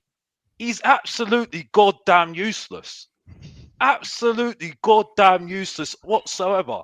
Honestly, I mean, the fact that I had to say Richarlison was better than him, and what did he do? What does that say to you? You know what I mean? Two defenders score our goals. Yeah, you know I think with Gray, I think the argument is who else. With Basuma not being in the squad, it was who else does he bring on? The problem is with that, a bit further forward. It made sense. It made sense why he done it, because Basuma was late. Fair enough, but unfortunately, the person that replaced him, Archie Gray, didn't do his job. You know what I mean? And I'm sorry, I'm fed up of hearing about he's young. Sorry, if you're young enough to be in the squad, you're good enough. Sorry, you're Champions League now. If you're not good enough, go off on loan. You weren't good enough in your own position, let alone bloody right back. You know what I mean? I think, to be honest with you, I think most fans will agree with you on that. I think most fans think that Archie Gray is not is not to the level that's required right now. Whether he will get there or he won't, it's not really. It's I mean, up to honestly, debate, I guess. until I'm not going to get involved with the whole other thing because let's not go there because you can see what I look like right now, so I don't really need to get into that one. You know what I mean? With respect, but I mean the fact that he knew he had to score that penalty. He knew he had to score that penalty. I said it on my watch along. He had to score that penalty, so he did no favors what he did there. Yeah. Honestly. Because he knew the favourite weren't there, and I'm not going on about what's going on there. You know what I mean? Because I'm not a political guy. I'm not going to get into that. You know what I mean? Yeah, if you want to get into that, the chamber's that way, right? You know what I mean, right? We're not getting into that. We're monetized now, so we're not getting into that. But yeah, exactly. It's unacceptable, and we all agree. We all agree on that. Exactly. But you know what I'm trying to say anyway. You get what I'm saying, right? But like he knew he had to score the goal. He knew he had to score. And look what happened. He missed. And unfortunately, that was it for me. You know what I mean? Like defense, okay, cool. Bentancur, I don't know why people are going over to talk about Bentancur again. Well, he was okay. He was good. People are making that he was amazing. Why? Please tell me why. Because I didn't see an amazing performance from him. I've got to be honest. I think Paulina makes him look good. Like Højbjerg made him look good. Let's be honest here. You know I think he worked his socks off. I think he had a good game, but personally, I think you're being harsh. A couple of bits that I see of him was, I mean, it was a player that we've not probably seen him do in a while. There was one, as I mentioned earlier, he just started. Everyone was everywhere. Papsar was on everything, which is good. Bentancur was all over the place, trying to win the ball back. I think he played really well. I thought he'd done his job superbly. I don't think you could fault Bentancur. Well, he does his job. Yeah, great. Do it again then, mate. Because honestly, I need to see more from him. I've got to be honest. We lost that game yesterday, man. I know we lost it on penalties, but we lost that game to level of subs. The sub who come on for us did nothing. The PSG subs come on. Look at the class. Levels. And they weren't even their top players. They're not even their top players. They were their backup players. It wasn't like they played young players at the start and then brought on their superstars. We played well. We played well, right? Because we rattled them, right? Okay, let's just say that we rattled them, right? We rattled them so much. Cavascalia came on at half time. He came off after 10 minutes. He weren't very happy. He weren't happy at all, right? And then Fabian came on, and then he's shown us what a midfielder's all about. And then people tell me that Bentancur played very well. Well, I mean, look at Fabian. I'm sorry that you know Fabian, whatever. So I do apologize if I butchered his name. You know what I mean? So he's a good like player, Fabian player, I think he come on at a time as well where we were starting to sit back more.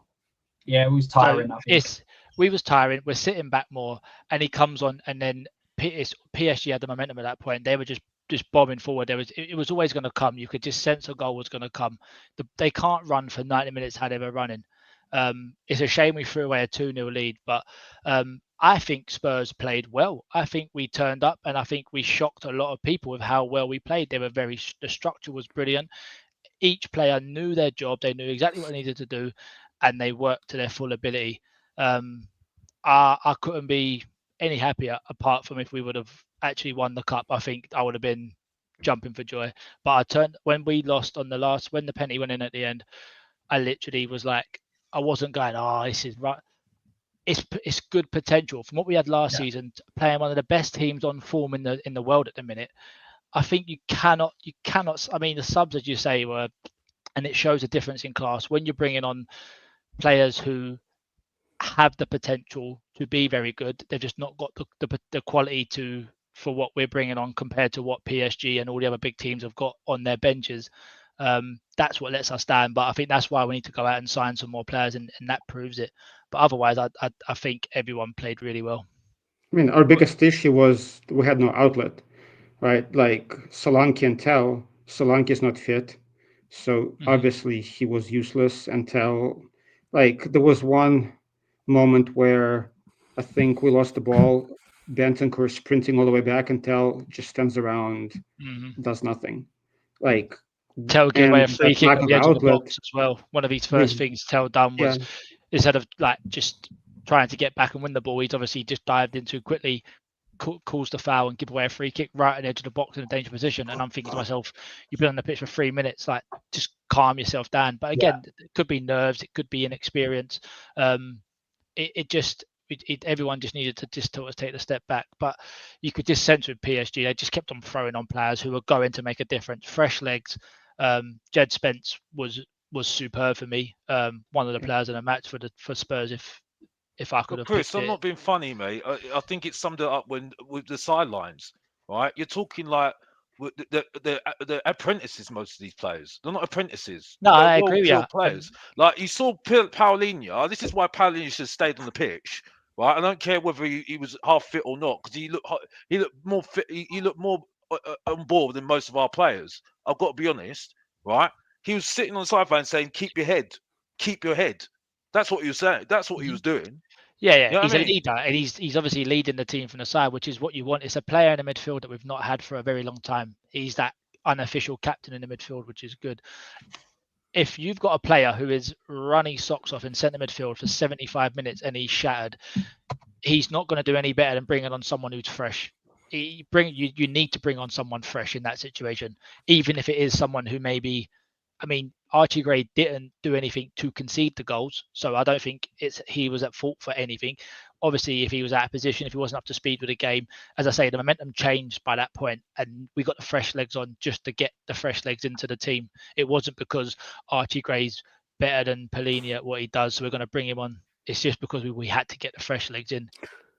Palhinha's barely played. He's barely played in months, so he had to come off. And this is exactly the problem that we've got, is that if Palhinha comes off in matches, Archie Gray is the guy that comes on for him. That's probably going to happen if Basuma's the one that gets sold and we don't bring someone in. So yeah, and it's not Archie Gray's fault. Exactly. I think, as Eugene said earlier, it's the signings that we've not made that then put these players like Tell and like Gray in that position, because we all said it before the season, when the season ended, we knew that Tell wasn't a player that was going to go into the team, and we all go, brilliant, we've signed another first team player. We knew that Tell was always that. And then when we did sign him permanently, everyone was going, why have we just done that? We need players in now who can play now. So it's not the players. The players not in that position. They're not putting themselves in there. It's as Eugene said earlier, it's the club that's putting these players in that position. Well, and if you look at, sorry, Alex, last season in Bilbao when we beat the United, right? We also did the same thing. We parked the bus. The difference was they were playing Maguire at the 9. They had no quality at all, and we barely survived. And then you look at PSG and their quality, it's night and day. So yes, we can be as defensively sound as we want, but eventually we're gonna have to make the subs. Eventually we're gonna have to hit the teams on the counter. Eventually we need an outlet who can hold the ball up and give defenders some rest. And against teams like PSG, against teams in the Champions League that we might be playing, we don't have the luxury of sitting back for 10 minutes and absorbing the pressure, because those teams are not like Man U, right? Those teams have quality everywhere on the pitch. So this strategy, it could work against some teams, but we need some quality on the bench who can come in and give us a boost. And when you look at who was on the bench, Archie Gray, Tell, it's just not good enough. So I've done exactly the same thing. I was going, I probably wouldn't have brought them on, and then I looked at the bench and was going, he really doesn't. He doesn't have much of a choice here. Like, he literally doesn't have much of a choice. The problem is that he spelled Basuma, and when you make a decision like that, right? Okay, and then you don't get the result, and this is the thing. This is the problem now, right? Because this is where the judgment is again, and people don't want to hear this, right? Same argument for the last manager, right? That got the same sort of criticism, right? Okay, when he was doing things and he got it in the neck, right? But no one's doing it with this guy. You know what I mean? Like, no disrespect. Like I said, no disrespect to the guy. What do you mean, Alex? No one's doing it with this guy. Like what? Explain. Well, everyone's giving him a free pass. Thomas Free Frank. pass for what? He's just been here 5 minutes. Fair enough, he's done here 5 minutes, but the judgment's now, isn't it? What are you judging? We're judging him on him getting things over the line. That's the thing. Because if we're going to do it with Vange, right? And I know he had the longer spell and he's only just started Thomas Frank, right? You've got to do the same thing. You've got to be fair and do the same thing with Thomas Frank. I think the trouble is with this one is that, see, with Bissouma, if we didn't have a cup final to play and Bissouma was doing, if he was late to training all the time and he was becoming a bit of a bad egg in the squad, everyone would turn around and say, get rid of him. Because of the cup final we've had and we've lost the cup final, and because of having Archie Gray on the bench and everyone's now saying this can't be the subs we're bringing on in the big games, which I totally agree. You can't then turn around. I think what Frank done with Bissouma was correct, because he's now set that precedent to the rest of the squad to say, if any of you even try to do anything wrong, and if you this is the level that I want you to be at, this is what I require from you. If you ain't going to do that, then there's the door. And exactly what he's done with Bissouma. I think it's unfortunate that what's happened is that you've come to a point where we've got a European Cup final. We've just about lost it. We wasn't at Cole. We didn't get beat 4-0 and there was no one, and everyone goes, do you know what? They just blew us out of the water, because we was in a 2-0 lead and we've lost it on penalties. It's quite easy to go away and pick out what we could have done different, and hindsight's always a thing. But for me, you can't have someone in the squad that's not committed, that's not pulling their weight like all the other boys are, and then just gets a free pass because, oh well, we've got no one else to play, so you've got to play there. I'd rather him play Archie Gray and set that standard than just have a player who then goes, it don't matter what I do now, I can just go out on a Saturday, on a Friday, I can do what I want, and the attitude just goes out the window. Yeah, I completely agree that needs to be set 100%. And the thing is, one second, Alex, Bissouma has done this on multiple occasions, and this is the problem: is sometimes players are very, very quickly labelled. But Bissouma has had problems under Conte. He had problems under Ange. And Ange come out in a press conference and literally said, I turned around and told him, you are one of the main older players now. You need to be a leader. You need to be an example to the younger players. And he turned up late the next day. This is a player that doesn't take it serious enough. And when you want to become a serious club, you need serious players. And he's not serious enough. And it's just unfortunate it's happened at this time. But I think Frank has to have done that. I think what he's done is going to work out in a longer term. He needs to look at the longer term. And I think that's what he's done. Big up to the super sticker for Lubo her up. Appreciate that, my man. Thank you very, very much. One thing I did want to just go on, Alex. I'll let you finish, and then I want to go here to Lord Rodney Trotter's comment. I'm not disagreeing with you, but unfortunately, because by proxy he lost the match. You know what I mean? And unfortunately, there is another side to this here. You know what I mean? So regardless of that we all expected him to lose. Yeah, well, we are all expected, but the thing is, though, there's still this whole thing about, because like I said, there's still an issue. There are still question marks on Thomas Frank, right? Not saying that he didn't do well in certain places. No, he didn't. But the point is, though, right? He didn't get it over the line. He did not get it over the line when he was 2-0 up. You know what I mean? Yeah, but you're not playing against a mediocre team. You're playing against. I'm not arguing that. I'm not arguing that. But the point is, though, he was 2-0 up after how many until like how many minutes in the game, right? Any top manager would have closed out that game.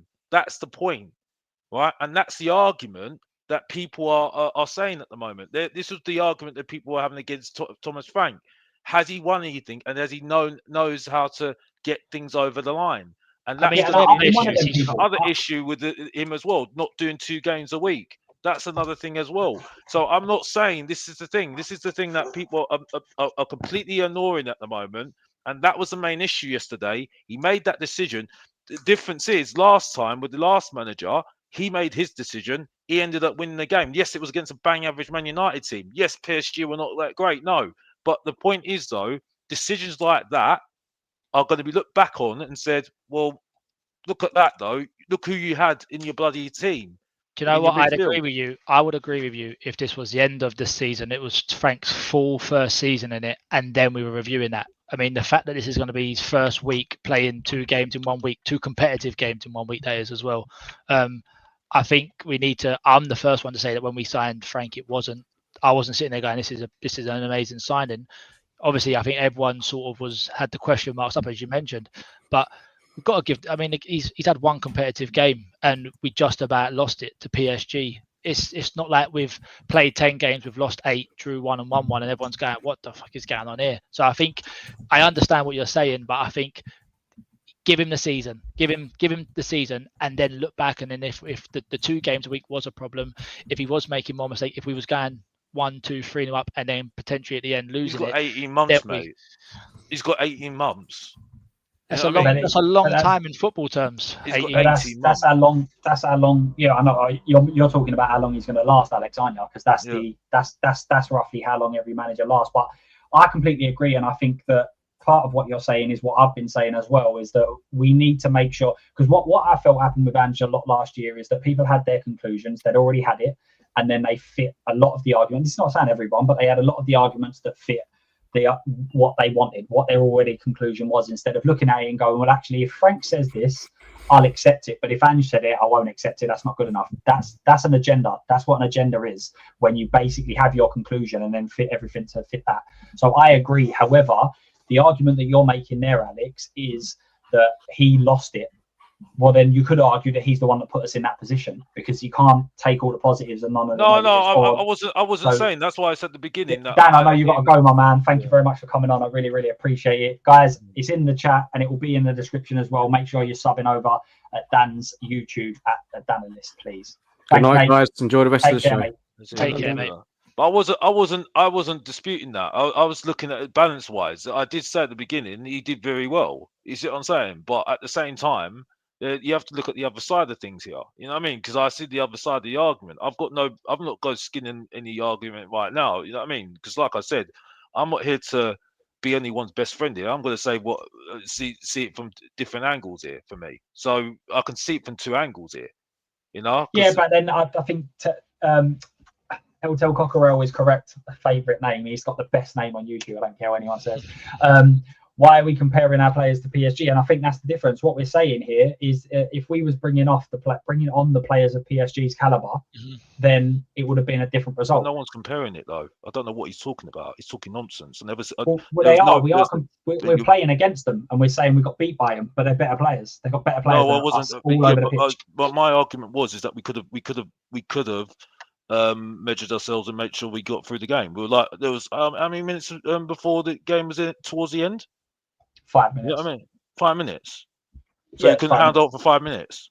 Yeah, but then you could look at that in isolation and say, if every team if you just manage that 5 minutes and then the next 5 minutes and then the next 5 minutes, you should never lose a game, because you can't look at it like that. There's a 90-minute game taking place. The thing that surprised me was I expected the game to be in reverse. So I expected PSG to dominate and then us come into it. As we get fitter, they'll start dropping off because they haven't been in pre-season, etc. I expected it to go that way. So if someone said it finished 2-2, my expectation would be PSG go 2 up, and then we will slowly work our way back into it. I wouldn't expect it to go that way round. But there were a lot of positives that we can take from it. I think the negatives that were from that game were nothing that I don't already know. I know we're not good enough in attack. I know that our bench options are not strong enough.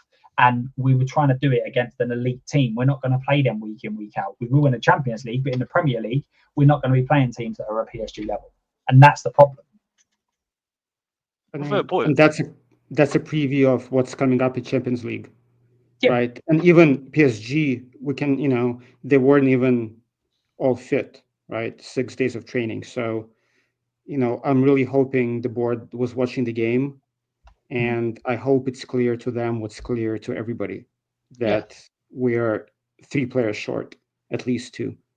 And in Champions League, we cannot get away with bringing Archie Gray and Tell and Johnson off the bench if we want to get results. That's suicide. We're squandering, our Champions League this season. So I think it's clear to everybody what the issues are. Michael George, big up. Maybe it's time for a poll. I've just put a poll in the chat. Bissouma in or out, because it does seem to have split. Some people are saying that the outburst from Frank should not have happened. Others are saying that they completely agree with what me and Chris were saying, that he was right. So let us know whether you think Bissouma in or out. Was it the right decision, wrong decision? Should he go? Should he stay? Let us know. Go on. Sorry. No, some things. I agree with Chris. Some things are bigger than an individual game. Like, as a new manager, you cannot come in and allow players to disrespect you and the team. So if you give me a chance, win the Super Cup, but allow Bissouma to or anybody else to get away with this nonsense, I would take a loss any day, because it's not about a single game. It's about a bigger picture. You need to build, or a new manager needs to establish his authority, right? And needs to establish the rules, especially on a team with so many youngsters. They need to understand what it is like to be a professional footballer. And that's the reason why I didn't want Jack on the team. I want Polinias on the team, right? I want players like that to teach the youngsters what it means to be a professional footballer. And Frank allowing Bissouma to get away with being late multiple times just for that one game, I think that would hurt us more in the long term. Yeah, I agree. I think he has to set standards, and also he needs to come in. And I'm not saying players will do this, because I think he's got a very good personality. I think players will enjoy playing for him. But if he allows players to come in and kind of take the mick because they've been at a bigger and a higher level, then eventually everyone starts going, hang on a minute, like what's the point? I might as well be a bit late. I might as well do this. I might as well do that. And almost, maybe a lot of people will say, well, maybe he's done it on the wrong occasion, because it's such a big occasion, the Super Cup. If he didn't do it and he done it in a Premier League game, there might not have been that much of a difference. But the argument to flip it the other side is that maybe that's the perfect game to do it. To be like, if you mess about, I'll drop you even in the biggest of games. Don't mess about with me. That's it. Do you understand what I'm saying? There is different ways. Like timing is of it. I think someone put in the chat about timing, and maybe the timing could have been better. But I don't think he done anything wrong. And I think, as you say, you need to set these levels at the start when you first come in, because you've got to set it as a base to the players that are there, but also for anyone coming in, this is your expectations. This is what I want from everyone. Yeah, I completely agree. Ruiz in midfield, I would absolutely love for Spurs to go and get him. He would be a perfect player in that midfield for Spurs, him and Palhinha. But I think I've seen a few people in the chat as well say that it was when Palhinha came off, and it was the subs that kind of changed the game, which I completely agree with. Going back to what Lord Rodney Trotter put in the chat, I've actually, I'm not sure if I've even said it on stream. I think I went to make a video about it, and I don't think I ended up posting it. But Norgard for 10 million to bring on in the last 30 minutes, that for me is such a weird signing that Spurs didn't go for, didn't look at. You've had Frank, who knows him, Frank, who adores him, Frank, who had him as captain. It was literally like father and son. He was never going to go and start for Arsenal. Everybody knew that. Norgard would have known that. That for me was a real weird one. Now everyone will say maybe it's the 30 and 10 million and everything else, but would Norgard not have been the perfect player to bring on yesterday? And knowing that Palhinha is going to need a few weeks to get up to scratch, to get fit. He didn't play much last year, etc. So I'm not saying he would have been the star signing, but he would have brought in a bit of steel, a bit of metal. He would have been in the defensive midfielder and come on and made an impact better yesterday than what were your thoughts? Would you have entertained the Norgard deal or not? That could be for any one of you. I listen. He's okay. I think he was already off at Arsenal anyway, because I think Arsenal were. I think it's very difficult to, even if you are going to your former managers, to play for your manager that you played at the former team. I think it would have been very difficult for us to go for him after Arsenal were interested. So, I mean, he's solid. I think he looks solid, and what he done for Brentford can be an aberration for him. And it's experience as well. I think it would have been useful maybe to have him as a start, someone to compete for our midfield, definitely. Yeah. I think Tottenham Hotspur missed a trick with players like Lukic and Sandra Berg, and there's lots of other midfielders out there as well, to be honest with you, that Tottenham Hotspur could have got as well, really. You know what I mean? But just a quick one. So I don't actually believe in a lot of this, but apparently it's been reported that Heung-min Son officially has the highest selling jersey in the world, surpassing Messi and any other athlete. That is absolutely craziness. Then a couple of other reports that have come in recently. Tottenham have not reached an agreement with Eze as of yet, but are inching closer, from the Daily Mail. Where else was it? We already said that one. Nottingham Forest look to push ahead with 4 major transfers: Kilimuendo, McAtee, Amari Hutchinson, and Douglas Luiz. So the clubs that we're looking at in terms of getting to that sort of, Nottingham Forest are obviously above us, Newcastle, Aston Villa sort of thing. They look like they're about to wrap up 4 signings. All of them look pretty good. Inter are trying to finalise a signing for Manu Kone from Roma, which would be about, it looks about 40 million euros from Damasio. Why are Tottenham not going for him? That's exactly what I was going to say. He would be a top player and not expensive, not massive money. Damasio's reporting that, so that seems like it's got legs. What else was it? Paratici is expected to eventually return in a more official role at Tottenham, and that's come from Alistair Gold. And then Jed Spencer said, I'm not sure who has been linked or who is going to come in, but I think whoever comes in will definitely add strength to the squad, and that will be a good thing for us. So, yeah, I mean, 100 million%. Oh, also, he said, Jed Spence, I don't want to go into too much detail, but I think the main thing is to be solid at the back, and our target is to keep as many clean sheets as possible. You do that, you win trophies, you win titles. What I can't believe that Manu Kone is going to get, I can't believe he got the move anyway. But if he doesn't end up being snapped up by anybody else, mind you, Inter Milan are a massive club as well. But Spurs should be absolutely all over that. That would be a great midfield partner for Palini, in my eyes. What else? Where else is there? There's a few more things that I wanted to. What's interesting, Luke? Super Cup would be our biggest trophy in our history. I get your point, but that's excessive. I completely agree. And the way I'd best describe this is, if Spurs won the Super Cup, do you think there would have been a parade? And the answer to me is absolutely not. There would not have been a parade. So therefore, the Europa League final was a bigger trophy. The Super Cup obviously on a stature probably looks higher because it's the 2 champions playing each other, but there's no way a Super Cup takes precedent over a Europa League in my eyes, and I don't think many fans would disagree with that. It'd be nice though, but it'd be lovely. I'm not saying don't win it. Get the taste of winning, you want to keep it going, don't you? That compares, to be honest with you. Where else? No one expects us to beat PSG. That's the point. I think we perform well, but I think we're in cuckoo land if we're thinking that we're just going to let it all off. You know what I mean? We still have to have expectations a little bit. You see what I'm saying? Yeah, I think that's where I'm at the moment. I think it proves that he needs better attackers at the end of the day. I think that's where we're at the moment as well. Because like I said, it's that for me is an absolute failure. I know the strikers side of things, there's not that many strikers out there. That's by what you're seeing at the moment in the market. But the winger side of things, I think I think it's just awful.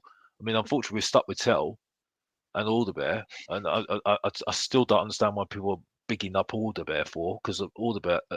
I hear so many times Alderweireld's playing well, and I just don't see it. I just do not see it. You don't like young players, though, do you? You don't. Well, no. It's not that. It's not. That's not the case, though, Luke. That's strike number 1 from to you. Yeah. No, it's not that I don't like them. It's just that I need to see. I just don't get fascinated by it. You know what I mean? I need to see something. I see consistency. You know what I mean? But it's hard for a young player to find that consistency, isn't it? Like, it is. But you're a superstar after 2 seconds with a young player, though. That's the thing.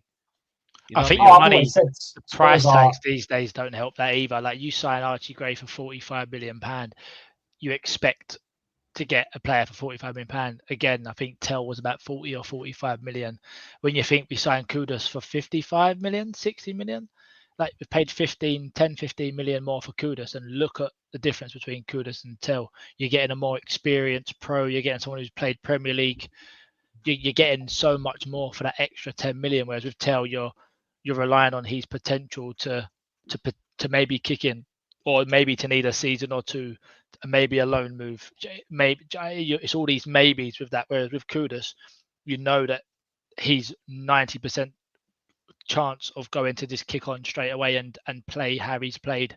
So I think the price tags these days don't help youngsters when they do get signed. Like, if we would have signed Adam Walton for 100 million, the pressure that would have been put on his shoulders, regardless whether he's a good player or not. You come in on that price tag, there's a lot of pressure on you, and you either hope that you can keep up with that, because one mistake and it's a case of we spent 100 million on that and he's done this or he's done that. So yeah, I think there needs to be reasonable expectations and not just looking at price tags, because unfortunately the way that the market is and the money that's being thrown about nowadays, everyone just costs 40-50 million pound as a basic. You don't really get players now for peanuts anymore. Oh, that is the baseline.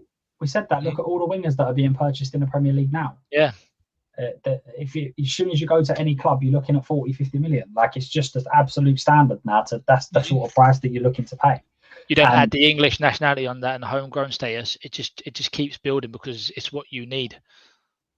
What's interesting to me, look, is the business that Forest is doing. They're bringing in 3 midfielders. What does that mean for Gibbs White? That's the interesting part. Does that mean he's in the market again? Because 3 midfielders, that's a statement that there has been some rumours that Morgan Gibbs White is actually going to be available. It was just a show of strength from Nottingham Forest to say it will be on my terms and my terms only. So that would be that would be one of the weirdest. Knowing Spurs, we wouldn't go back in for him. Knowing Spurs would go and look to sign someone else. It'd be interesting though to see if that was the case, what the value of that transfer would be, because I think it 60 million his release clause. Yeah. So it'd be interesting to see if they've done all that just to get an extra 5 million or whatever it might be. Spurs won't go and drop 100 million on him. Like, no, there's no way. For what, it's just that the whole situation's very, very strange. Like, a lot of people are going, especially like Forest, I get it. They're going to be like, oh, he rejected you. It's like he agreed the contract and was coming for the medical. So yeah. You can't do any more than do that, and then something has changed. What that is up for debate. I mean, there's a lot of shady history on the Nottingham Forest owners side of things, but it was just a real strange one. But the thing for me is that there doesn't seem to be an alternative to him. Like, Palhinha was brought in, but Palhinha's not the alternative to him. He's a completely different player. So where is that going to sit in terms of, are we going to now, or if, because James Maddison's got injured, do we now pivot and go to more of an out 10 as opposed to an 8 that can play 10 or whatever? So I think we need number 10. We need number 10, and I think this is the problem I have at the moment. I'm getting a bit fed up with these rumours about Eze and who else is there? Savinho. For me, Tottenham Hotspur have to pay the going rate, because if you're seeing players touted like Embremo for 62 million, what is it? The other player that went to Man United. You know what I mean? It's like, Embremo. There's another player, Cunha, going for what he went for. You just got to pay the going rate. You just got to pay the going rate to get him. You know what I mean? And just figure it out how to do it, because we need it. We need the play. Unfortunately, by proxy at the moment, we're going to be have to working on the defense and working on a little bit on the attack, and the attack needs more experienced players so they can just get on with the job. That's what we need at the moment, because he will not have that much time to coach these players with 2 games a week. This is what I find really, really strange, is that with these young players learn from having experience around them. And I'll keep saying it, that the facts is that we keep targeting all of these young players, but you have to have good experienced pros that they learn from. So your whole ethos is based around, we want young players. Well, then you have to caveat that and have the older players for them to be able to, because otherwise they're just all learning from themselves. They're going to make more mistakes. And this is the why the Ben Davies, the Palhinhas, they're actually pivotal to development of the younger players. So you're almost caught in between a rock and a hard place, because you're only targeting young players, then expecting them to grow, but they can't grow without experience, but you don't sign experience. And it's almost like you just keep going around in a circle. But this goes back to the whole squad planning that was before you came on, Alex, is there a squad planning? Is there someone that sits there and works all of this out? Because you're right. Managers have, and managers have 18 months to 2 years. That's roughly how long they last. So, like people talk about Ange Postecoglou and Mikey Moore. Ange probably knew that he weren't going to manage Mikey Moore, because he knew that his time weren't going to be 4 or 5 years. It wasn't going to matter. And then Exactly. Frank might come in and go, actually, I'm going to loan him out for a year. That means I've got him for a year. I'm not. And this is the whole thing. You have to have someone that's above this to make all these decisions, to be able to put it all together. Director of football. That's what we were talking about last time, isn't it? So you know, and this is where I put your context to it, right? How did Foden become Foden? Because Foden wasn't Foden because of only him, wasn't he? Who did he have above him? Silva, Toure. Who else was there? There was loads of players before him, wasn't there? He wasn't there Both because Silvers. he was. Yeah. Both Silvers. There was Bernardo. There was David. There was Kevin De Bruyne. There was Mahrez. There was. Yeah. You know what and I mean? That's why he kept him there. He said that why am I going to send him out on loan when he can learn from this sort of player? But you're talking about elite levels, but still he had to have them experienced people around him. Exactly. Curtis Jones. Why is Curtis Jones where he was before? Because he had players to learn from. You know what I mean? Ronaldo, Fabinho. You know what I mean? They learn from Jordan top Henderson. Players. Might not be the best player in the world, but Jordan what player to Henderson, learn from? You know what I mean? Why did Gallagher become Gallagher? Conor Gallagher? Because he had top players that he was working with Crystal Palace and all that when he was on loan, and you know, top pros. You know what I mean? And Chelsea are all about winning. If you don't win, what are you doing there? And they're ruthless with their youngsters. You know what I mean? So I'm actually putting in some context to your point, Luke. Don't get used to it though. But the point is though, yeah, you know, you know, this is what I'm saying. You know, you know, so it's like I don't know. This is why I just listen. It's just the beginning of the season anyway. But I just don't see the point. I know people saying, "Oh, we're not having a go at Archie Gray. Oh, we need to be nice to him. You know, it wasn't his fault. Yada yada yada yada yada." Yeah, great, but unfortunately, when you're in the squad, you're part of the squad for a reason. You know what I mean? You got to have to step up when you're called upon. You know what I mean? Like I said, when the main player gets injured, that backup has to become the first team. Yeah, and look what happened last season. That's part of the problem. It is part of the problem is that we don't have the backups, and we keep signing good squad players. But we need first team 11. That's what we need. And then your 11 become the backups. And that improves your 11. That improves the team. That improves everything around it. So I think that's where we've been going wrong on so many of our situations. 100,000,000%. I completely agree with you. My biggest fear, Luke, is we sign El Kudus and that's it. And then, you know, Ali Gold is going to come on the very, very last day and say a quote from Frank that Frank's number one choice was El Kudus all along. Well, he's already come out and said there's already been reports that Frank's happy with the current squad. Yeah, I mean, and he was like, he said that yesterday he wasn't. And I remember Ange saying in a press conference, I want centre backs. And then they went, Ange is happy with a squad. And I'm like, he's clearly not, because he clearly told us 2 weeks ago he wanted a centre back. So they're already putting this out. Guys, we will be wrapping up in a minute. We're just going to have a quick round robin of what we're expecting from the Burnley game. It's obviously going to be a massive difference. We see a change in formation. We see Solanke get minutes. Are we expecting it to go the same sort of route? Are we expecting to go more attacking? And then just before we finish off, Eze, Savinho, do we get them both? And do you want them both? Chris, we'll start with you. I think Burnley game will win 2-0. And I would take Eze and Savinho. But I think Eze is going to be the one that we get done. Maybe not before Saturday, but I think Eze is one that we get done. Savinho is the one that I think there might be, if we've had 70 million rejected already, I don't know how much more we would go and pay for him. So that's my predictions. Do you think we're going to stay at 5 at the back, or do you think we'll go to a 4? No, I think we'll go 4. I think we've got players who'll play the 4-2-3-1. Bergvall maybe starts behind the striker. And then Sarr maybe plays in for Bentancur, or that might be the way it goes. And then Kudus with probably Tell on the left.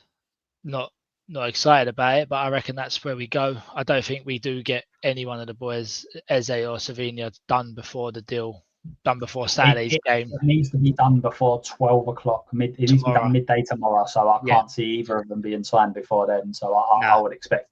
I'll tell you what, you bring up a good point there as well. It'd be interesting to see whether he fully doubles down on Tell, or whether he brings him out the firing line completely and just says, Yeah. do you know what? Just have a rest this week. We'll leave it out completely, and we'll go again. So that's quite interesting. Alex, what are your thoughts? What are you expecting against Burnley? Burnley, I think 2-0, no, 2-1 Tottenham. 2-1 Tottenham. What else is there? I think I don't see both of them getting done. Savinho or Eze. If I put my money on who will get, it's a toss-up. I've got no. Probably Eze. Probably Eze. I don't know. And they're not going to get done. They're not going to get done before the this Burnley game. There's no way. No way. And what was the last question about the formation? Yeah, just do you think it will be a 5 at the back? Do you think that's the new pivot, or do you reckon that was just because it was against a superstar team? I think that was just a adaptation, which I have gave Thomas Frank credit for, because I thought it was quite very, very useful. So I think it'll go to a 4. I think it's going to be the regular defenders in Romero and Van der Ven at the back. I probably would agree with. I do apologise. The person who went first. Chris. But maybe Berval. Maybe will be number 10, possibly. And then it's got to be Paulinho, and I've just got a feeling it's going to be Bentancur in midfield. I think Johnson might get a chance. I think one of the wingers have to come in, don't they? I don't think we're going to play 5 at the back. So it's one. Kudus is definitely play. Kudus will definitely play because he has to play. And if he don't, we're in trouble. Oh yeah. And then, oh gosh, I think he's going to end up with. He might play Solanke. It's whether he's fit and ready. I know he had a lot of minutes. So yeah, I think it might be Richarlison starts and Solanke gets 25 minutes again, just to give him the minutes and tick him over. But it's a tough one to call the lineup. I think we could go with 3 at the back because Danso was good at the long throws, so he might want to keep Danso in the team to get the long throws in and the set pieces again. We'll have to wait and see. So I think that's it really. I do tend to agree. I think the back 4 speaks for itself. Maybe the midfield duo double pivot speaks for itself. It's just really those 3 positions at the moment, other than Kudus. I'm a bit unsure about at the moment, just because of the form of the team. I think at those players and what we've got. I think so. Yeah, that's my answer. Eugene, what you quickly? Yeah, because I got to run. I think we're gonna win 1-0. Maybe set piece goal. I don't see us scoring against the low block. Yeah. So I'm being positive, hoping for 1-0. Formation will go back 4, probably the usual. And I'm thinking he might sit Paulinho and play Bentancur at the 6, just to give us more offense. We'll see. As far as the transfers, I think we'll get one in Savinho because it doesn't look like anybody else is in for him, and City wants Rodrigo. So I think because they want Rodrigo, they're going to want to sell Savinho. So I think we're going to get him. Unfortunately, he might end up at Arsenal. So I just see El Kudus, our number 10 for the year, our starter for the season, but we'll get one in for sure. So yeah, I think we're not going to end on Eze going Arsenal. I think we're going to sign both of them. Sod it. We're getting both in. I hope I'm wrong, but we'll get in a striker and we'll win the league. There we go. We're going to go with that. Just to want us go back and say again, massive thanks to John. Really, really appreciate you, mate. Massive thank you. And then again to Lubo are up for the super sticker. Much appreciated, guys. That's it from us. Thank you very much for joining. It's been a very good stream. First time we've had people signing in and joining in. It's been really, really good to chat to everyone. So thank you very much. Hopefully we'll do more of these in the future. And thank you to everyone for joining. Appreciate it, Alex. Thank you, Eugene. It's been a long time coming. We'll definitely have it again soon, Eugene. Thank you very much. And massive thank you to everyone. Take care Have a good evening and see you later. Bye bye. See you later.